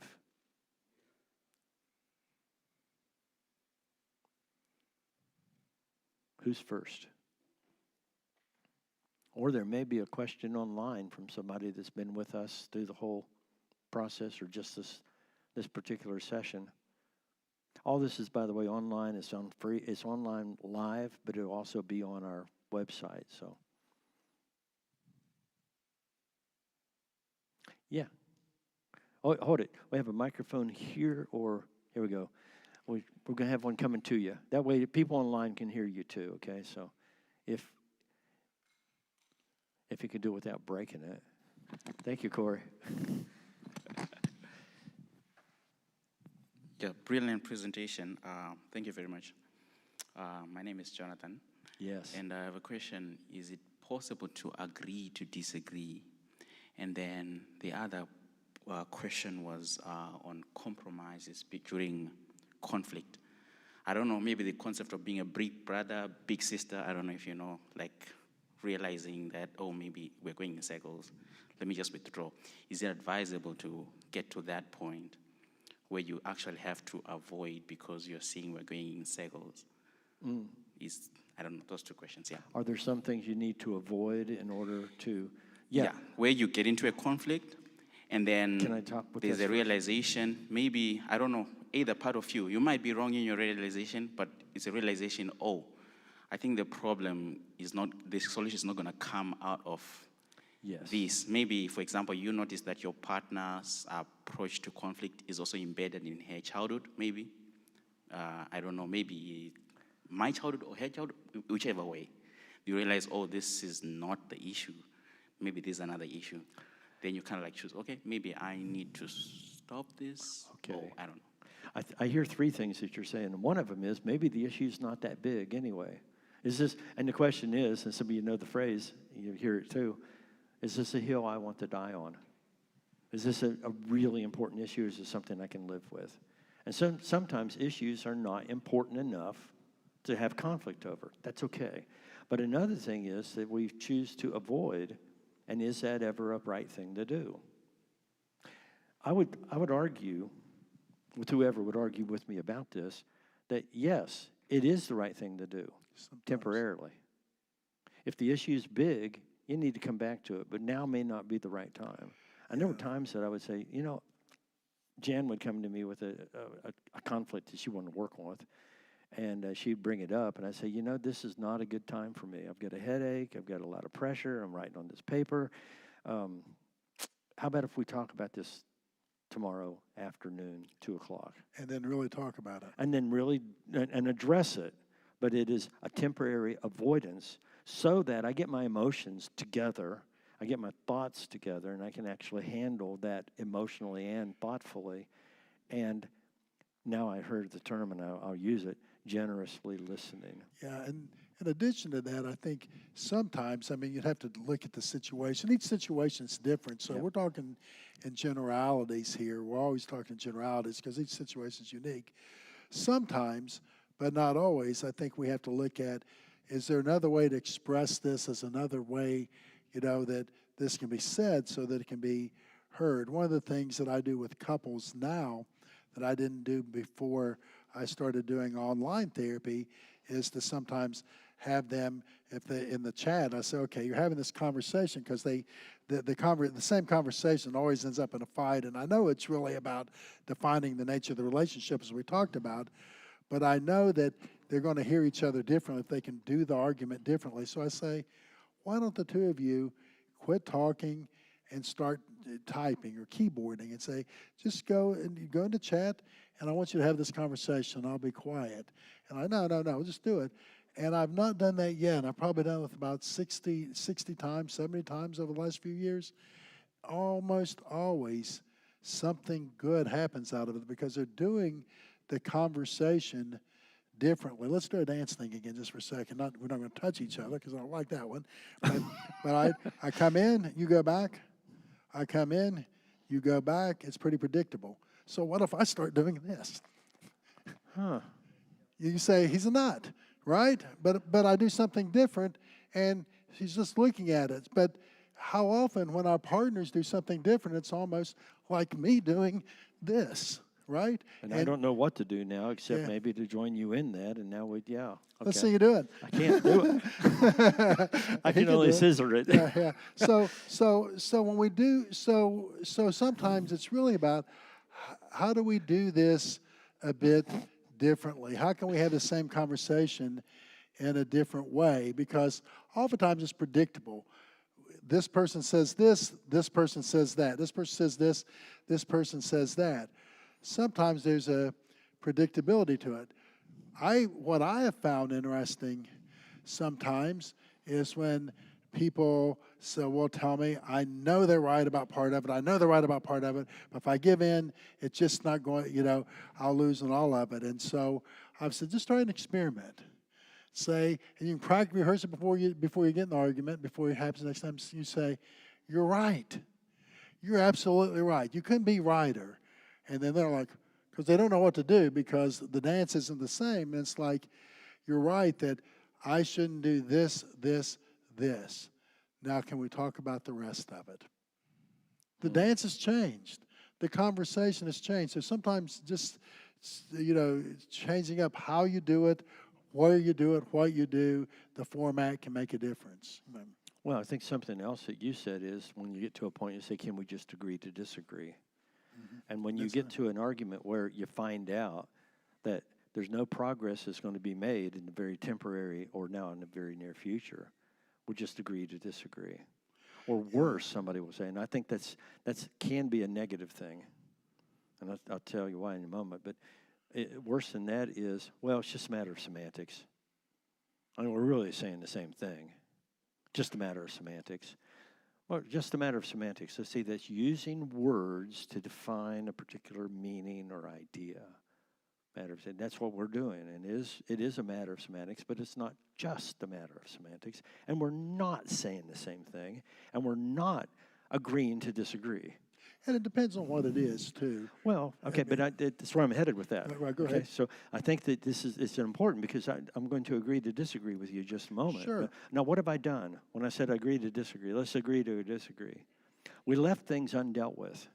But do you realize that because of our relationship, whether we really know each other much at all, if we were to investigate, I bet 90% of what we think, we pretty well agree. We pretty well agree with each other. 95% maybe. This is good ground. 90% we agree, and it's what the four authors of Crucial Conversations discuss, and they use this term. They say it's that other 10% that we are in violent agreement with one another. Let's build on the 90%, acknowledge the 10%, and keep working toward that. You don't cut the relationship unless it's really important philosophical or spiritual issue. You don't cut the relationship. Yeah. Because of the 10%, you keep growing together, building on the foundation of the 90 that you do agree with. And by the way, this is a very effective way, this is a side point, of sharing the gospel with somebody from a different religious perspective.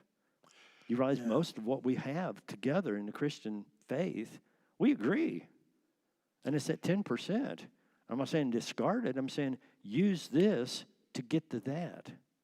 And don't discard somebody really genuinely loves the Lord and from the heart is trying to serve the Lord. Don't discard that. Privilege it and build on it and draw together and discover together.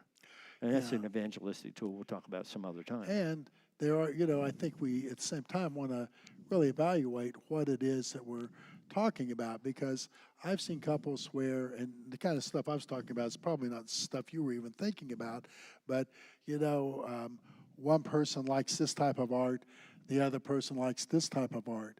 Does it really matter? Can we agree to disagree? So you want modern art, and so you're going to put it, you're going to put it in this room, okay? And you like this kind of art, you can put it in that room. It doesn't really matter, and that you can agree to disagree about something like that.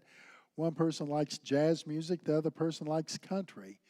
Does it matter? Sometimes it can matter about if someone's forcing someone to go to a concert they don't want to, or spend money in ways they don't want to, or something else. But what's so terribly unhealthy or wrong by saying, hey, I'm so glad that you like jazz, spend some time listening to it, and I'm going to spend time listening to my country, and if it's my country is driving you crazy or my jazz is driving you crazy, let's look at how we can disagree agreeably and do it at times where the other person doesn't hear, or to do it with headphones or something.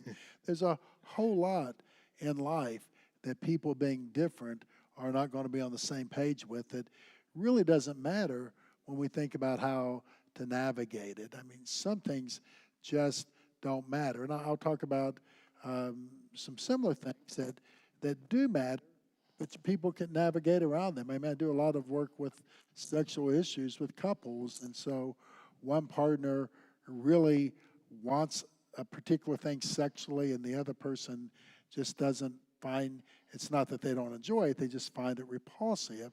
Okay, we're going to agree to disagree on this, and we're not going to do it. We're not going to do it because if you're going to be repulsed, we're not going to do this particular thing. So, how do we navigate those things because we're different? And where we get ourselves in trouble is if I like country and you like jazz, if I try to persuade you to like country and not to like jazz anymore.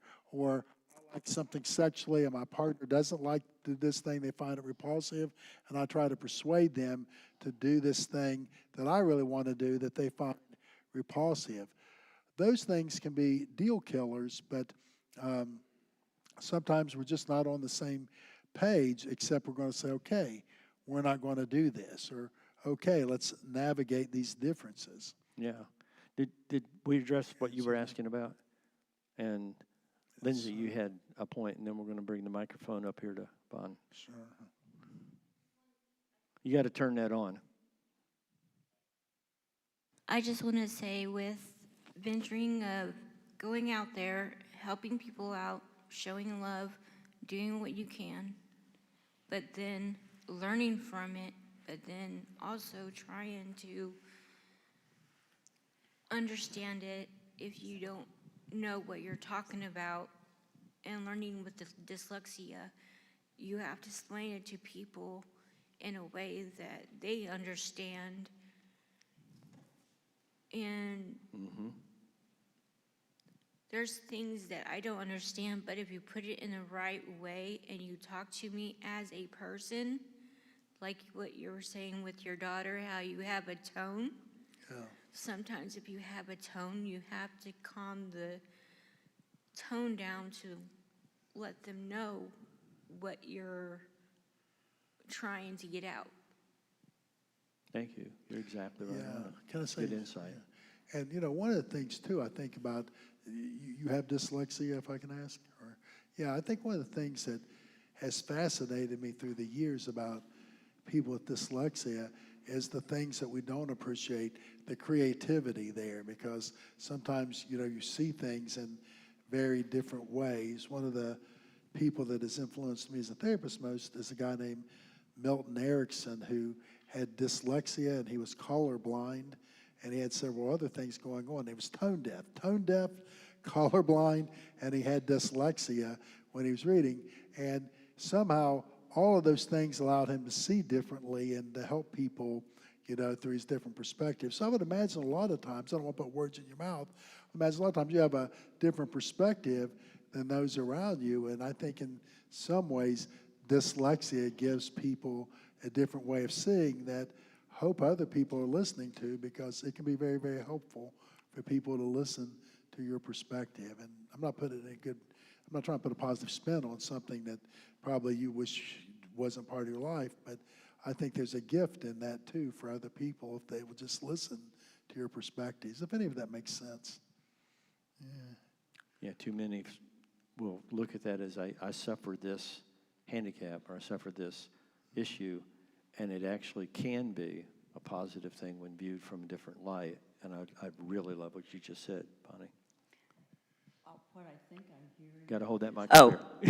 Now that's different. Here I am. That works. That Okay, works. welcome to the conversation. What I think I'm hearing is that disagreement is synonymous with conflict. I've not thought of that. Can you have disagreement without conflict? No, Sometimes. I don't think so. I do. I think what you have is levels of conflict. What? You have if there's a disagreement in that, and we're actually disagreeing with each other, that is a level of conflict, but it's not a crucial conflict that can actually destroy, that you're about to lose something I important. guess I've thought of conflict as more of like a fight or Exactly, war. and that's the metaphor. So you say, okay, this was just a sparring match.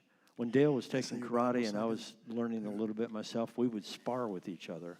No contact, but we'd just act like it was a minor. But if we were really getting into a fight, he'd have cleaned the floor with me because he'd been working in martial arts longer than I. But there can be, I don't know that we can do disagreement with each other without it being conflictual. Yeah. But if I view it as fighting, yeah, I would say Dale's right. But if I view it as we're working through an issue together and it's a dance, or I have a different metaphor to describe it, there's some friction there. If there's a disagreement, well, it's just a matter of how big that disagreement is as to whether or not that reaches the level of conflict. I'm saying. Well, I think it is a it's- level of yeah, conflict. and it's sometimes though. I think it depends on the type of thing we're talking about with disagreement. Like you are married, right? And so, one partner reads the New American Standard Bible, the other partner reads the NIV, and there can be a disagreement about which version of the Bible I'm finding to be the most helpful to me as a reader, and it doesn't really matter. It's a disagreement. It's not an argument. It's not about a choice. It's about I prefer this, you prefer this.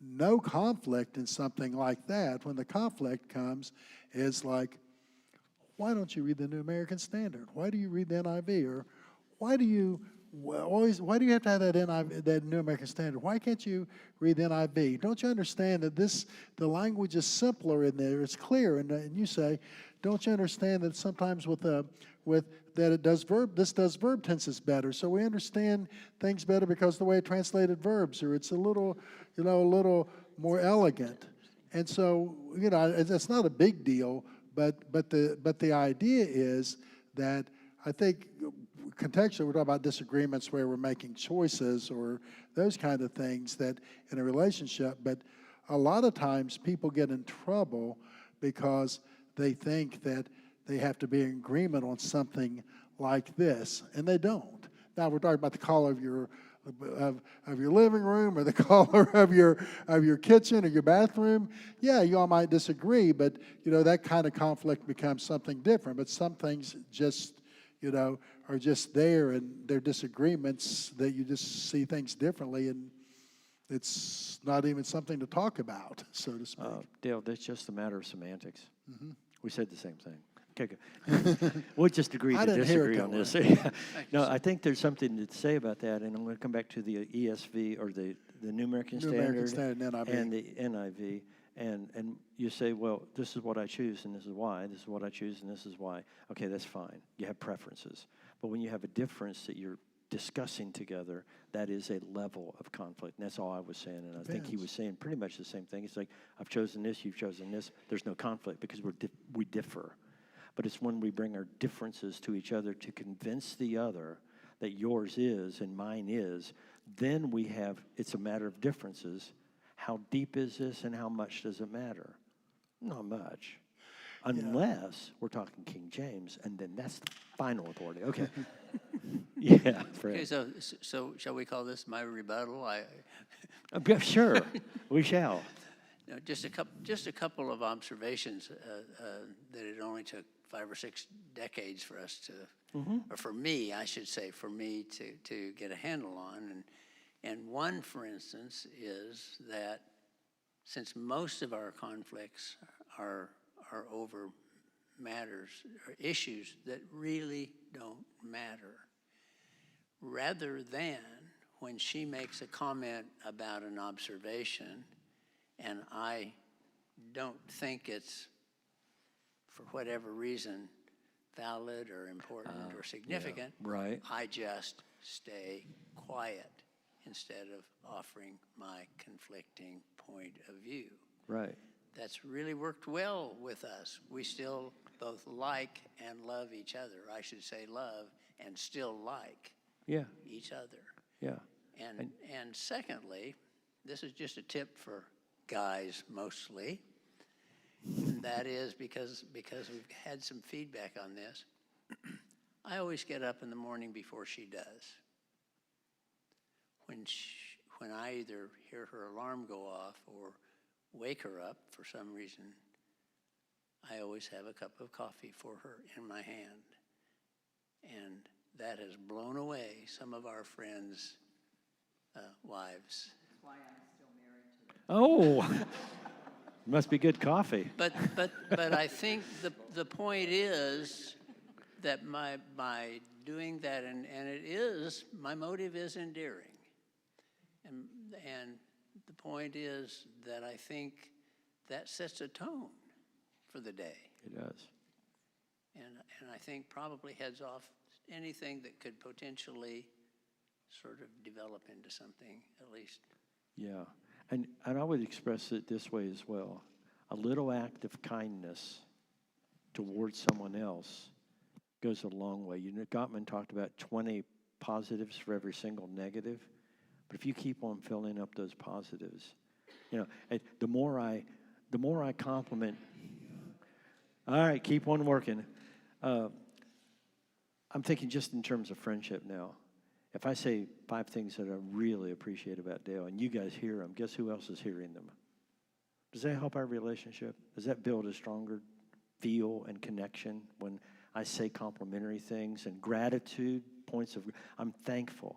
Man, I tell you what, I mean, many times in 50-some years, I've been extremely thankful that he has been my friend and I can pick up the phone. I know this. You know, many of us don't know each other that well. I feel close to you, but I can't say we're best friends. If I have a 2 o'clock in the morning crisis, I know at any given point in time, if I say, Dale, I am really in trouble right now, I need you. He will do whatever he can to drop whatever he has to be by my side, if that was necessary. And I know I can turn to him for that. And he knows he can. That's one of the definitions of best friend. I can turn to you at any time, and I expect you're going to step in, because I know that's what I would do for you. And there's that equal commitment to each other. How much more would that be? It's amazing to me how the husband and wife, until crisis happens in one of their lives, a mental issue, an emotional issue, or a physical issue, almost die.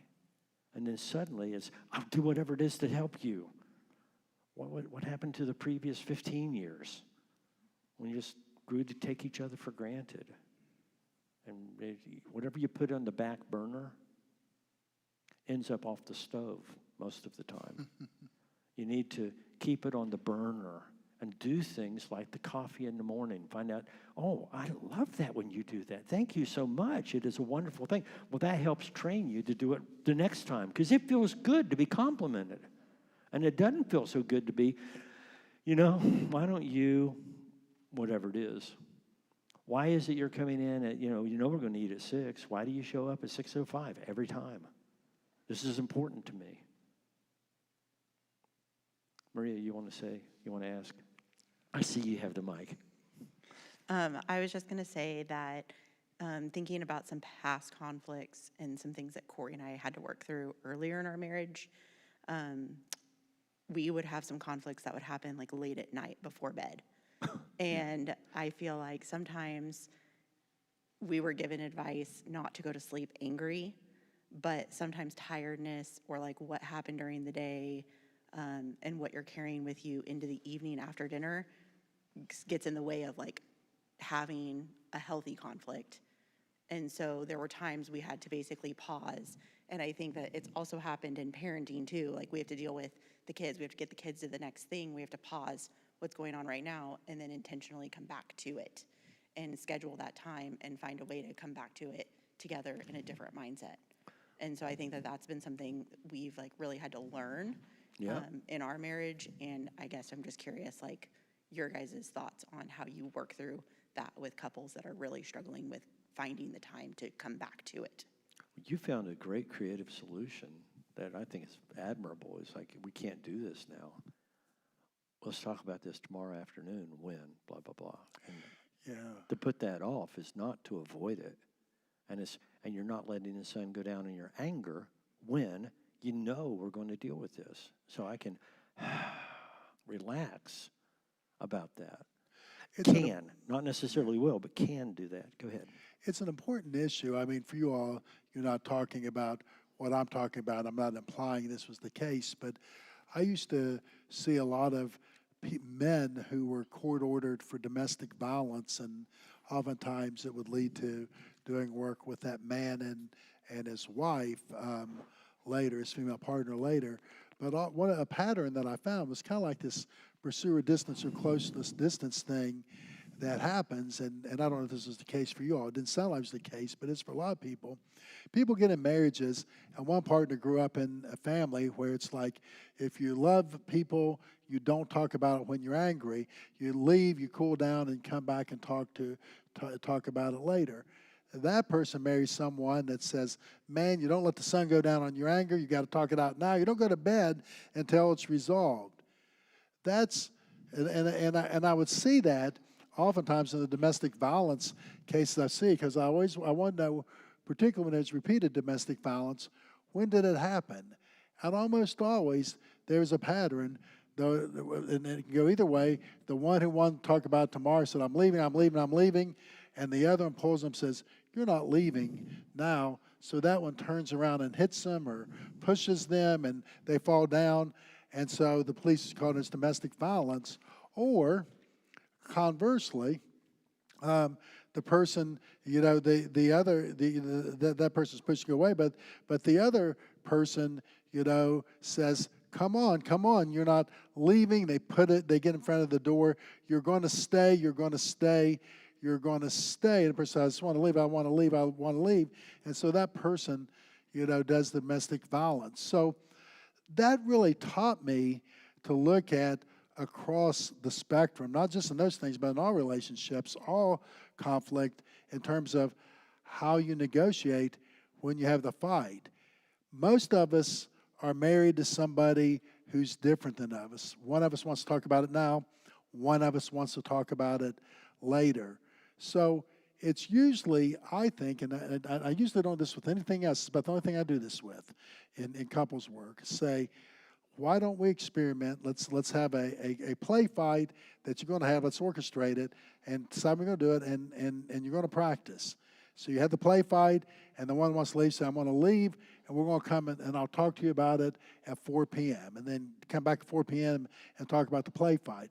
Have them do that 2 or 3 or 4 times. I was noticing the domestic violence victims, and you know what? They didn't reoffend usually. It was amazing. I got called into a judge's chambers in Cincinnati, Ohio, that was referring people, wanted to know what was different, and that was what was different. As simple as it seemed, was getting them to do this thing, that the one that wants to talk about it later, you agree to talk about it later, then you do it.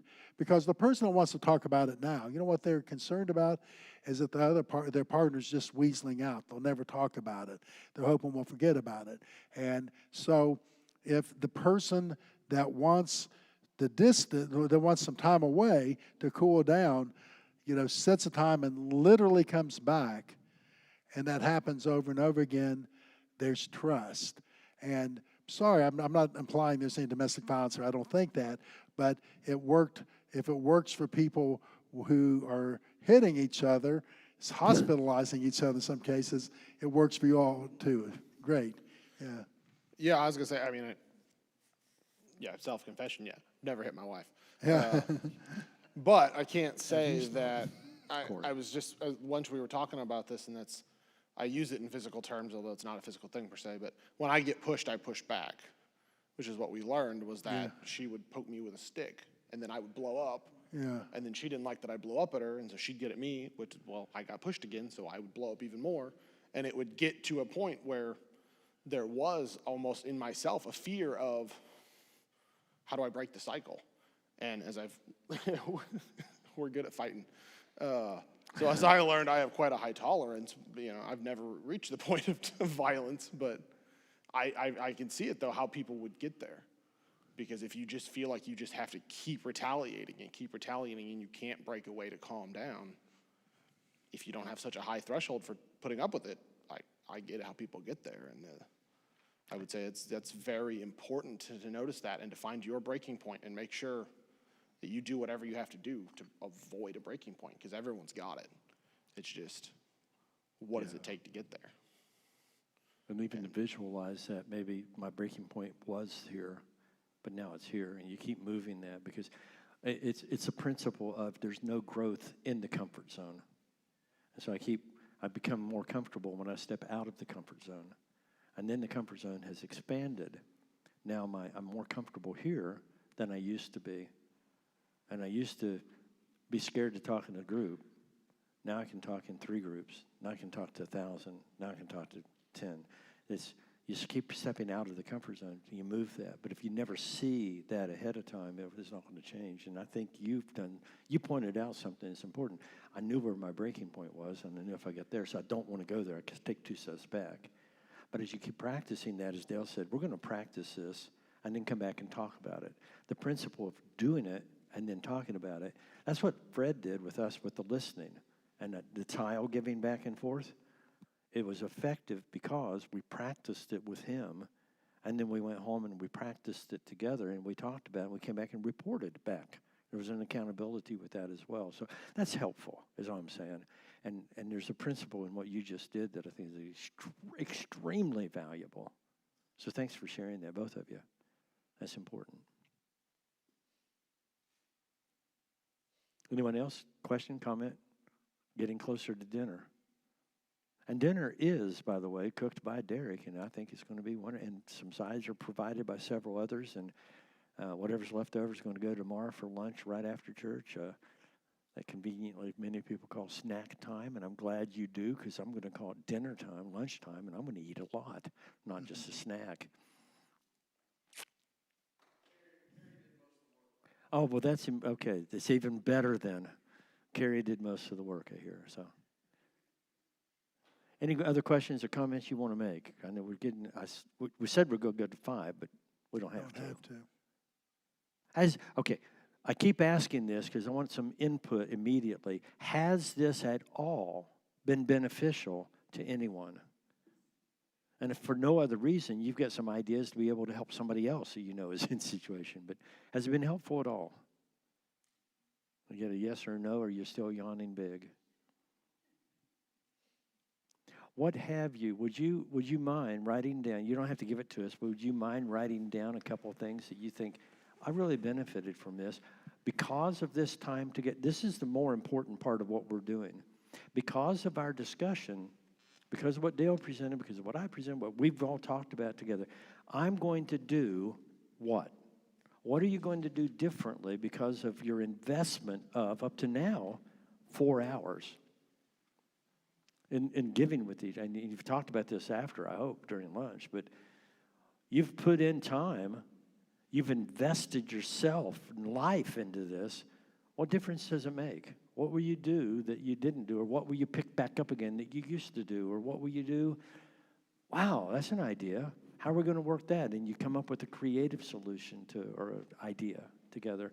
Write that down for yourself. What will you do differently starting today that's going to make a difference tomorrow? Do something today you can rejoice about tomorrow. Derek, you get the mic? Yeah, but I kind of forgot already. So it's a little bit different. It's a question about kids, but it's something that Corey said, and then you repeated about you moved your breaking point out. And I struggle that with patience with my kids. And it clicked with me that maybe I need to try to keep moving my patience greater with my kids. Or expectations. It was almost like a slap, but it was just words. Jan would say, Kev, David's only 5. He's not 9. Oh, yeah. I expected more from my kids because, number one, they're mine, and I'm a genius. I expect them to be, you know. I have this one. I expect them to have it, too. But a child, let's talk very specifically about the child's child and or children. The child's, it sounds so funny, the child's children. But how old are they? Quick. 7 and, that's what I said, 2, 5, and 8. Okay, so we've got a 2-year-old, a 5-year-old, and an 8-year-old. Would you expect your 8-year-old to act like a 12-year-old? Yes, sometimes. Because we forget, and maybe you don't, yeah, but maybe you don't ever, but I did, and occasionally Jan did too. The point is, There's no frame of reference. The 2-year-old does not know what the 8-year-old knows. The 2-year-old is still learning things and piecing it together, and there's no frame of reference from which to operate. People who've never studied, we've talked about this just recently, people who've never studied history, and they don't know anything about World War I and World War II. They don't know anything about the Revolutionary War, or the 1812 War, or the Civil War, or it was a very uncivil war, actually, but we call it the Civil War, and 8,000 people died. And you've got this lack of understanding of war and all that's involved, and then history of the presidents and all the rest, and then you have people who have no idea of our history who are making inane statements today, and I'm thinking, of course they are. There's no frame of reference. Why? Well, we can blame it on a lot of things, but I want to blame the public schools. Maria, you have a point you want to make or comment or a question? What's up? I was writing it down, so I didn't forget. Since you brought up our kids, I also have a question, like, around the parenting realm of, like, when sometimes you have to take care of your kids, but in the past, what Corey and I have experienced is, like, when we're in conflict with one another or disagreeing with one another about a parenting issue, it's exponentially harder to parent as well and show up as a parent in those situations and help guide them where they need to go. And so I guess, like, when or what advice would you guys give in, like, a pause, argument, fighting, whatever word we want to use, conflict, like, pause it, but it also affects how I show up as a mom to my kids, because I'll be shorter or Oh yeah, you're carrying the emotion from one into the other. yeah, like they're kind of just like a big plate of spaghetti, right? Like, it's not, they're connected to each other, but they're really not connected to each other, but they're connected because of what's going on between us, and then we're parenting together while also in conflict at times. Does it make sense? Yeah, perfect tense. And I'm waiting to see how Dale's going to respond to that in an expert kind of way. Waiting on you. You're waiting for me, I Yeah. know. One of the things that I'm just going to throw out, and then Dale's going to either agree or disagree and build on it or tear it apart. But that I think children need to grow up in a family, this is the ideal, where they see mom and dad actually deal with conflict. Mm-hmm. And not, well, we're not going to do conflict in front of the children, so they go back in the bedroom and they deal with conflict, and the kids, they don't learn. Like Jan and I, neither of us, she never saw her parents go through, now they did, but she never saw them go through conflict. They always did it separate, and usually in the bedroom they would talk with each other, or they would argue with each other, and then they come out with a resolution. The kids never saw how they did it. So she was untooled, and I was untooled. And when conflict would start raising its ugly head, I'm an avoider by nature because of my history, my family, and I didn't learn no better, as we say in West Virginia. I didn't know no better. So when conflict started, you'd see nothing but the dust, because I was a runner. Is that a healthy way to deal with conflict? Does that express, I really love you? Does that express, I really want our relationship to be strong? Does that express, I want this issue to be resolved? No. But we didn't know how to deal with that. And so, because neither of our parents knew how. And part of that is a generational thing, and part of that is a decision. It's better for our children not to see that we have conflict with each other. I would suggest that it is better for them to see, and that you learn how to do it better. Does that make sense? I know Mike's got his mic, and Mike has a mic, and so we'll get Mike to have his mic in a moment, and Corey wants to follow up with the question, I think, or comment. But in a short answer to what you're saying is that when there's still unresolved and the emotions are there, and now I've got a child who's just acted out, because I need attention now too. I need you to pay attention to me, and it's a positive or negative. If you don't give me positive, I'll get attention. Yeah, because kids act as distractions a lot of times in those situations. It's almost choreographed. Sometimes mom and dad are tense and fighting. A kid will do something to be a distraction, and that's why I think it's so important for kids to see mom and dad work it out and have a resolution, because they don't need to be a distraction anymore. And they see that mom and dad will work it out, and they can see that human beings, when they're mature and work and talk, can have resolutions. So, yeah, always pay attention to that kid being a distraction, because that's telling you something. And that they know you love each other more than you love them, and that you're going to stay together, and there will always be they stay together. We know some families who they divorce, but they stay together, and that they see the resolve. We're going to walk through this, but letting them know, and it's not you don't say negative things about Corey, you didn't say negative things about you with the children. Well, your mother just, no, you don't, you leave them out. And by the way, side point, you may want to come back to this.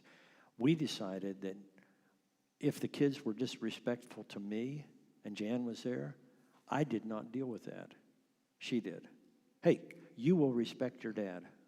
That I didn't demand the respect from the dad's perspective. You better show me honor, but rather the other way. And if they disrespected mom, then they had to pick themselves up off the floor. I mean, that was a major thing. If you don't disrespect your mother, and you don't talk back to, and you don't, so I would discipline in that, and she would discipline if they disrespected me, and we just dealt with it that way. I thought I would throw that out as a helpful tool. You may disagree with that, and that's okay. You're wrong about other things as well. Corey, since you're following up about Maria, and then I was come back gonna say, to I'm just going to jump you for a second, Mike, because I just got this one comment. Yeah, I liked what you said about coming back and always letting the kids see the resolutions. There are times we will take the argument away from the children, particularly when it delves into we're not arguing properly. Yeah. When it gets into the bickering and the squabbling between the two of us, I don't want them to learn that. So if I notice that, we'll take it off to the side. But then even after sometimes we resolve it, I will actually call all the children back in, and we will I will re-apologize, or she will re-apologize in front of the children. And we'll go through, we'll, even though it's a little fake because we already did the natural apology, we already got through that, we'll make sure we do it again for them so they can see that, yes, mom and dad got in a fight, but mom and dad got out of the fight. And it always ends with, I love you. I'm sorry for whatever horrible thing the kids happen to have heard. Horrible's probably a bit much, but that's that's just one fantastic. point. That's how we've chosen to do that, is to be very deliberate in, we started a fight in front of you, so even if it ended away from you, we're going to show you how it ended. Fantastic. Beautiful.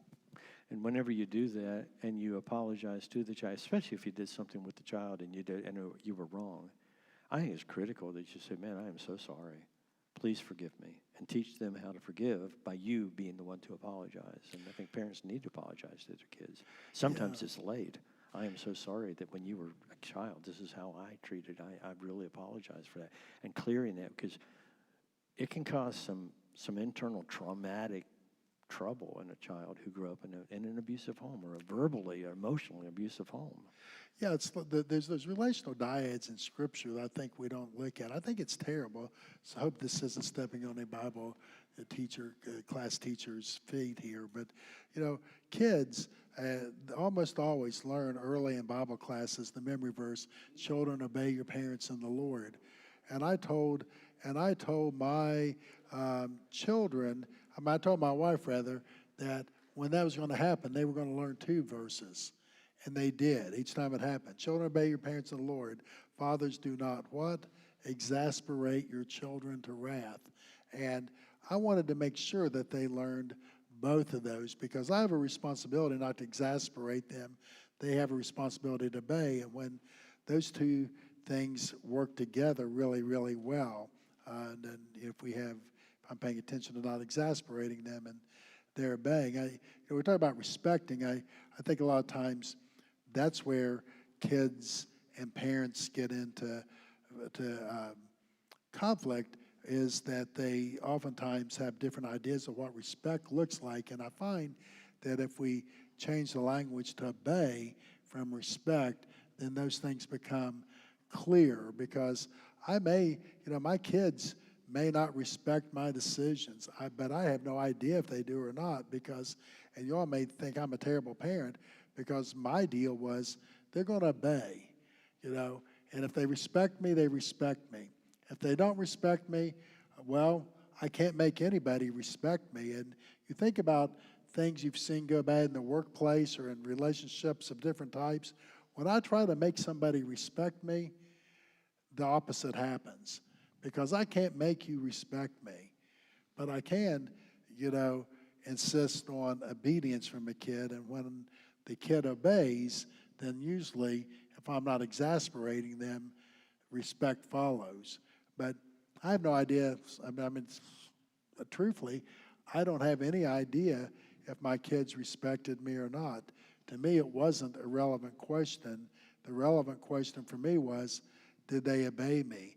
And the relevant question to me was, did I exasperate them to wrath or not? And so it's just a little different way of thinking about it. But I think you guys are so on target with this, and I've got a hunch about you all hearing your story, and that you're a unique couple, because I've got a hunch that both of you are energized a bit by the arguments, and that both of you are, and that makes you an interesting couple, because some people are energized by arguments and some people it drains them, and my sense is it energizes you guys, and so your dance is probably a little different than one person that is energized and one person is drained. So, Yeah. and I think it's so important for when both partners are energized by it to monitor it in some ways. Mike, you have something you want to add to? I'm pretty certain that Corey and Maria probably used the same parenting handbook that Keith or Kim and Jean and yourself, and that comes with the baby when they're born. Yeah, I noticed it. Right? I didn't get the manual. Did you? No, I didn't either. But just a comment for the younger generation, I guess. Make sure you have the conversation with your spouse about raising your children. As we all know, a child will come to dad, and dad says, well, what'd your mom say? Or they'll work one against the other. So make sure that you're bound with whatever that response should be. Yes. That's brilliant. Yeah. Yeah, getting on the same page. That is just so brilliant. I mean, it really is that when mom and dad are on the same page, it makes a real difference. And the other thing about it is sometimes I think I probably should have never got tenure as a college professor, because some things that people get, really think are important, I don't think are that important, because we look at what's the most effective parenting, discipline strategy. So they have all these things out about how to discipline, 1, 2, 3 magic, scream-free parenting, and, light corporal punishment, and on and on and on we go. Timeouts, reward systems, etc. Do you know what really catches my eye is that across all of those, when they do comparisons, people who are consistent in their discipline do better than people who aren't.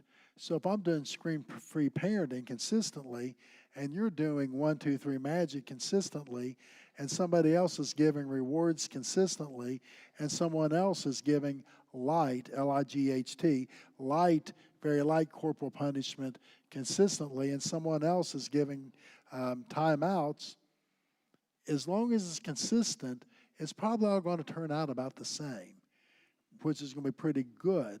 If it's inconsistent, that's when things really go bad, because if the kid knows, I'll get spanked this time, but not this time, or I'll get put in the corner this time, and sometimes not, or I'll get a reward this time, maybe not this time, that's when it goes haywire. So consistency is such an important thing that's understated. I'd suggest many parents forget that they were children and they did the exact same stinking thing.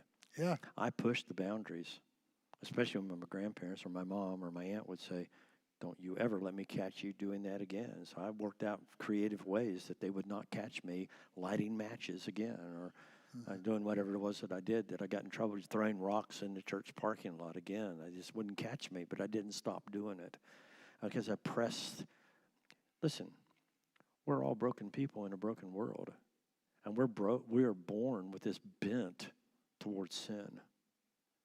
And to expect your children to be different than you were when you were growing up, you were exactly the same stinking way as you were growing up. And you pressed it, and your parents handled that in a way that you either said, I'm going to do that with my children, or I'm not going to do that. I am thankful my grandparents and my mom spanked me, and my even dad a couple of times, my second dad, spanked me when I was out of line, or to protect me. I was thankful for that.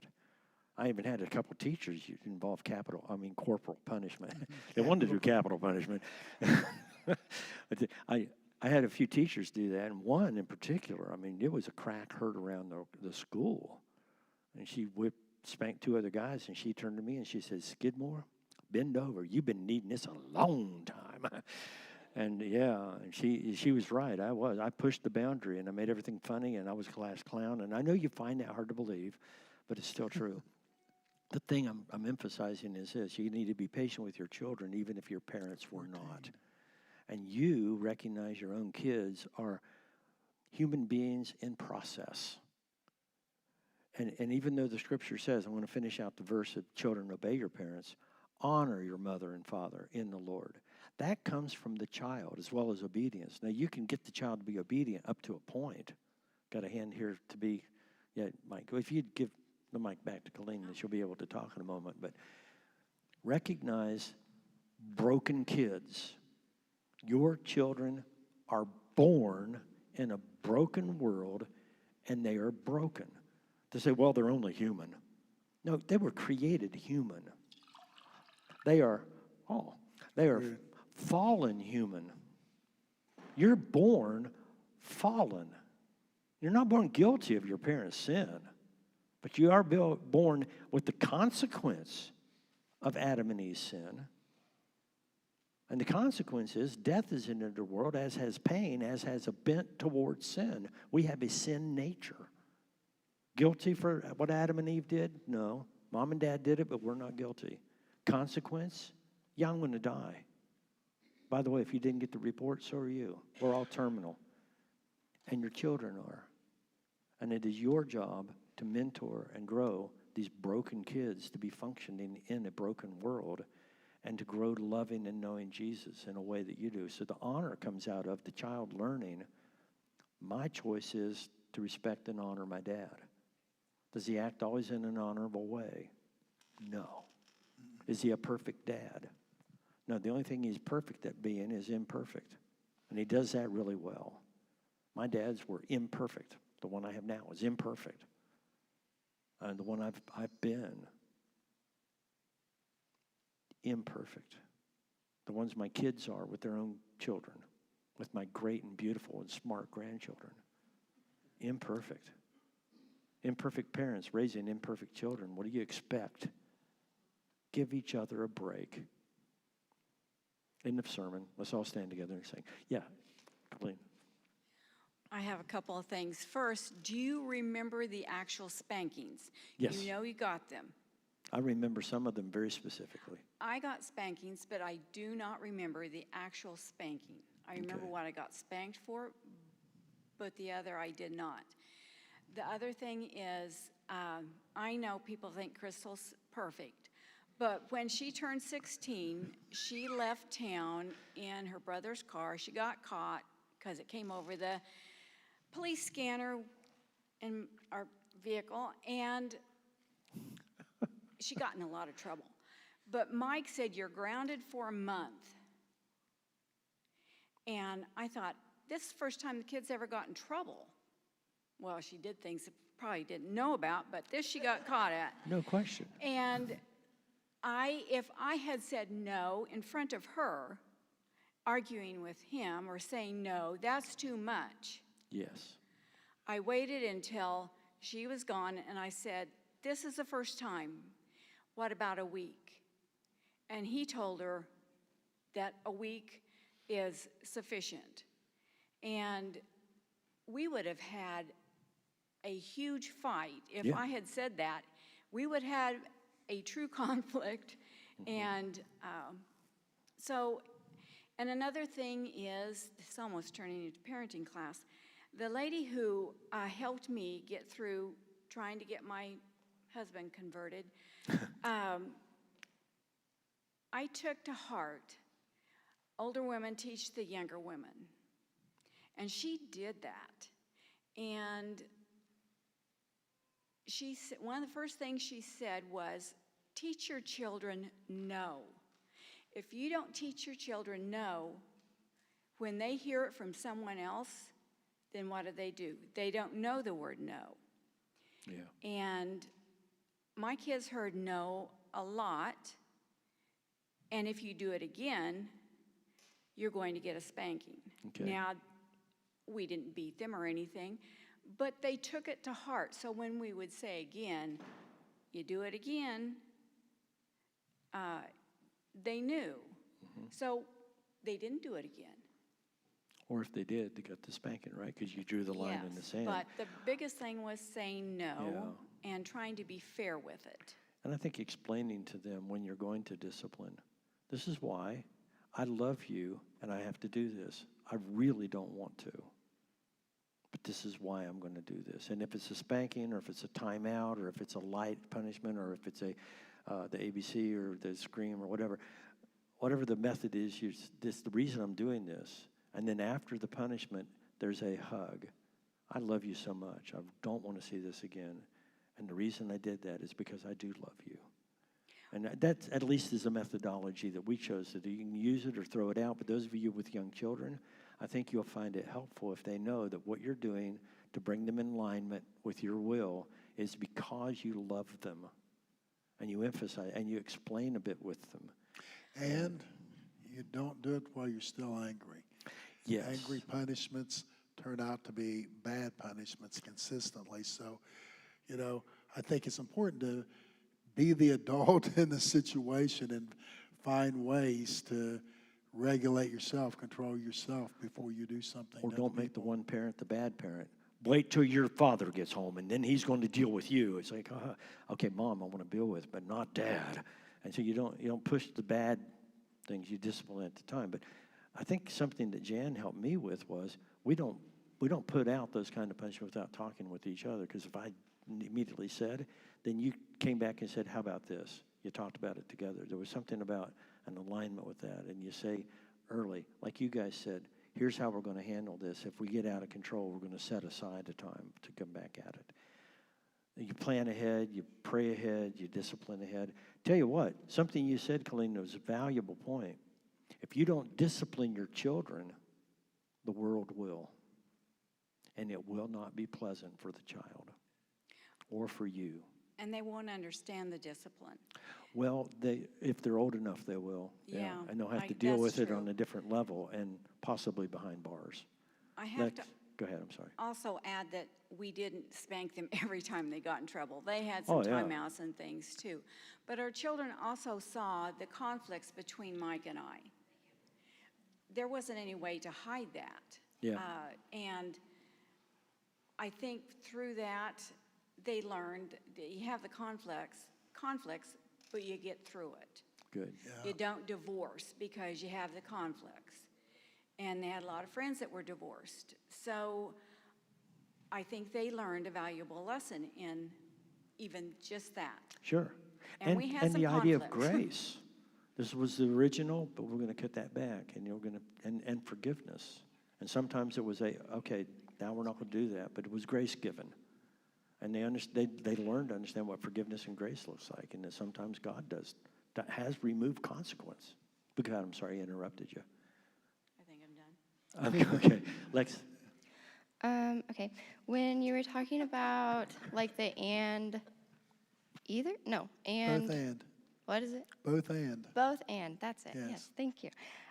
Okay, so I was kind of like held up on like the either or, just because like we kind of have very different things that we like to do, but we've tried to learn how to have fun doing them. Yeah. Like he likes to play chess, so I think of some fun snack to eat while we play chess, and that's more fun for me, kind of thing.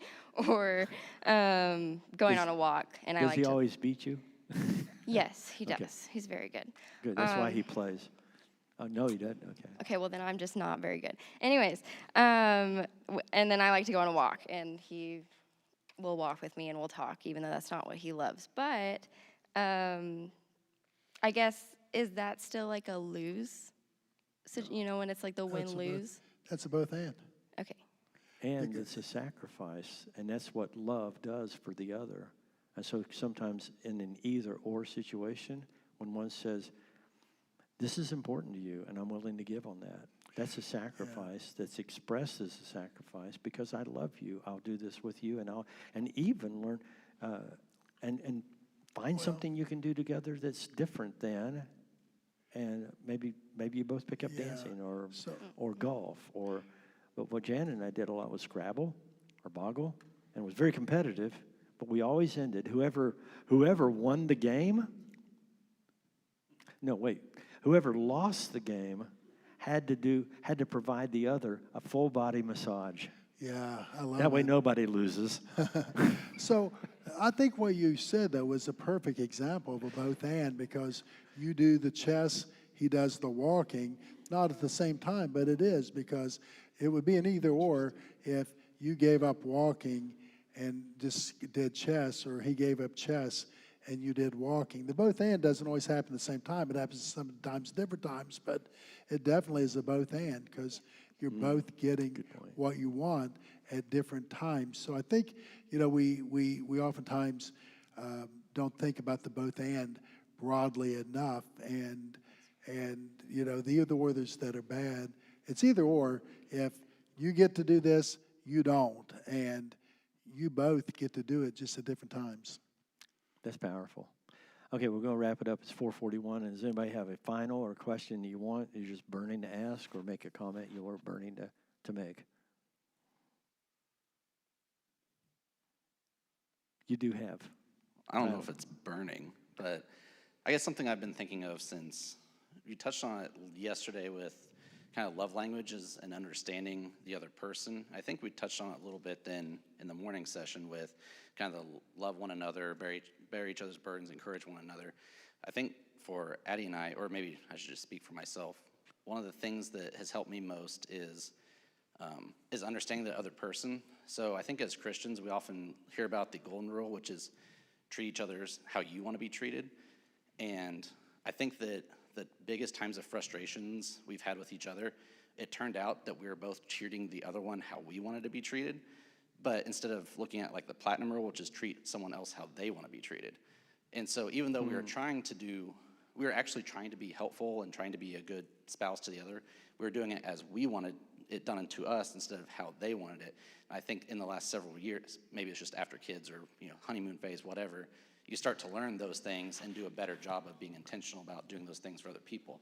So I don't know if you have any tips or suggestions for maybe if you're early on in a relationship for how to dig deeper into those types of things, or even those of us who are not early on in a relationship, how we can, I guess, better learn each other than through, just talking and conversations, and maybe being intentional about telling the other person what you like when there's something that's going on. Let me I'm going to have Kevin ask him to answer that, but to say that I think in some ways our whole hour of Bible, I hope you're able to be in Bible class tomorrow, I don't know if you're teaching or something, our whole hour tomorrow in some ways is exploring a large part of that question. So, See, and I think expressing that attitude is extremely important, that you keep that forefront. I want to treat as I'd want to be treated. The key to that is putting yourself in the other person's position and treat as if I were that person, how would I want to be treated? And there's a process of empathy. And if you don't get behind the other person's eyeballs, you don't know how you would want to be treated in that setting. Now, the opportunity is the invitation to be 5 years old again. And to what would make this available? What would make this enjoyable? Kids learn more when they're having fun than they do when they're crying. And by the way, so do you. And the things that are more entertaining open the door for our heart to receive instruction. That's why the most persuasive people in our culture is the comedian. Because the comedian gets us laughing.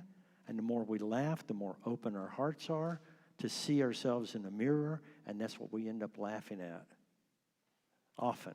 Mm-hmm. And the comedians are extremely, be careful as you laugh with the comedian, because they are making persuasive arguments.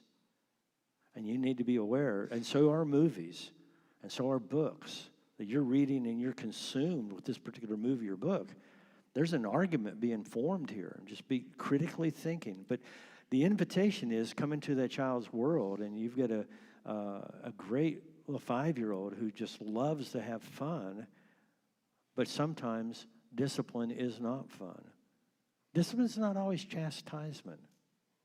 Discipline is learning in a fun way sometimes what it is, but it's not always enjoyable either, is it?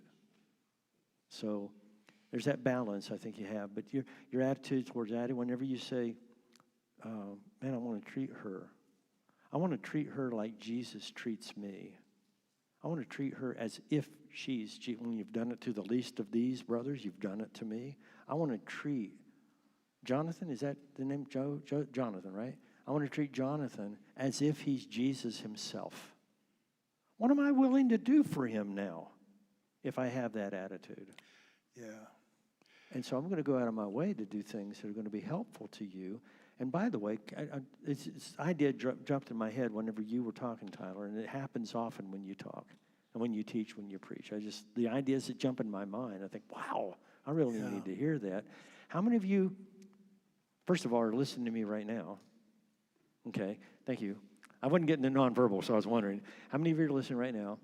How many of you genuinely want to be like Jesus more than you are today?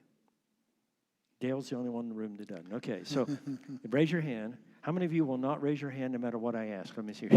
Okay, how many of you want to be like Jesus? Did you notice your spouse, if you're married, did you notice your spouse raised her or his hand? Did you notice that? Did you look around and see? Your goal is not, I'm going to help this person get to heaven. Your goal is, I want to help you get to be like Jesus. I want to get you to know Jesus more. And heaven's guaranteed. Because you grow like Jesus, you hold on to him, abide in me, and you will bear fruit. The goal is to abide in him, not to bear the fruit. Yeah. The fruit is a result. The goal is stick to. So you're going to help your spouse. What do I have to do? Now, my prayer has been, and I wish it had been this, what you were talking about, Tyler, because this is important. Thank you for sharing it. My goal has been, Lord, do with me whatever you have to do to make me more like you. What if it would have been, let's just take Dale as my example now. He's my best friend. I say, Lord, use me in whatever way you have to use me to help Dale become more like Jesus. Yeah. Now what am I willing to do? So I think there's an attitude base that produces a great creativity to build that. Yeah. And what you're saying, step into your child's world and treat like you would want to be treated. That's tough for two reasons. One, she's 5, and 2, she's she. And there's another piece to this I think that we never talk about, what people do sometimes, not a whole lot, is that we talk about having empathy, getting behind other people's eyeballs. Everything you say is exactly right. But I think where we mess up with the best of intentions is that we say, I've got to figure this child out and know what makes them tick. Or I've got to figure this marital partner out and know what makes them tick. Or I need to figure out this church member that I'm trying to encourage out to know what makes them tick. And we do learn a lot by observations, but even with a 5-year-old, asking, do you like that in a way that's 5-year-old? Or, is this something you like? Is this fun? And if they say, no, that you kind of know. But I think we don't do enough asking. We do a whole lot more assuming a lot of times than we do asking. It doesn't hurt, and it helps immensely to ask, do you find this fun? Do you find this frustrating? Do you become angry when this happens? Does this energize you? On and on and on. We want to be curious about the other person's experience. And to the extent I believe that we're curious and open to what we hear and then incorporate it in what we do, to the extent that we can really, as Kevin calls it, crawl behind the other person's eyeballs. Great. Colleen? Yeah, I think it was yesterday, or it might have been today. It's all run together. You touched on when you marry, you don't just marry each other, you marry the family. Yes. And it's so very true because they bring their garbage to you and they bring the good things. Now, and vice versa. Now, mine was all good. I didn't bring any baggage. Yeah, But I can see that. because of that, I'm able to think when my dad was very good about doing things for my mother, like moving the chairs, not letting her pick up things heavy if he was there, that kind of thing. And so I have to remember that we were raised differently. His dad was a farmer. He was out in the field all day. And he wasn't around all the time, and so you see things differently through different eyes.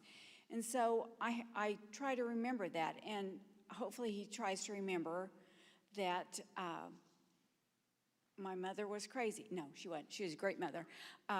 But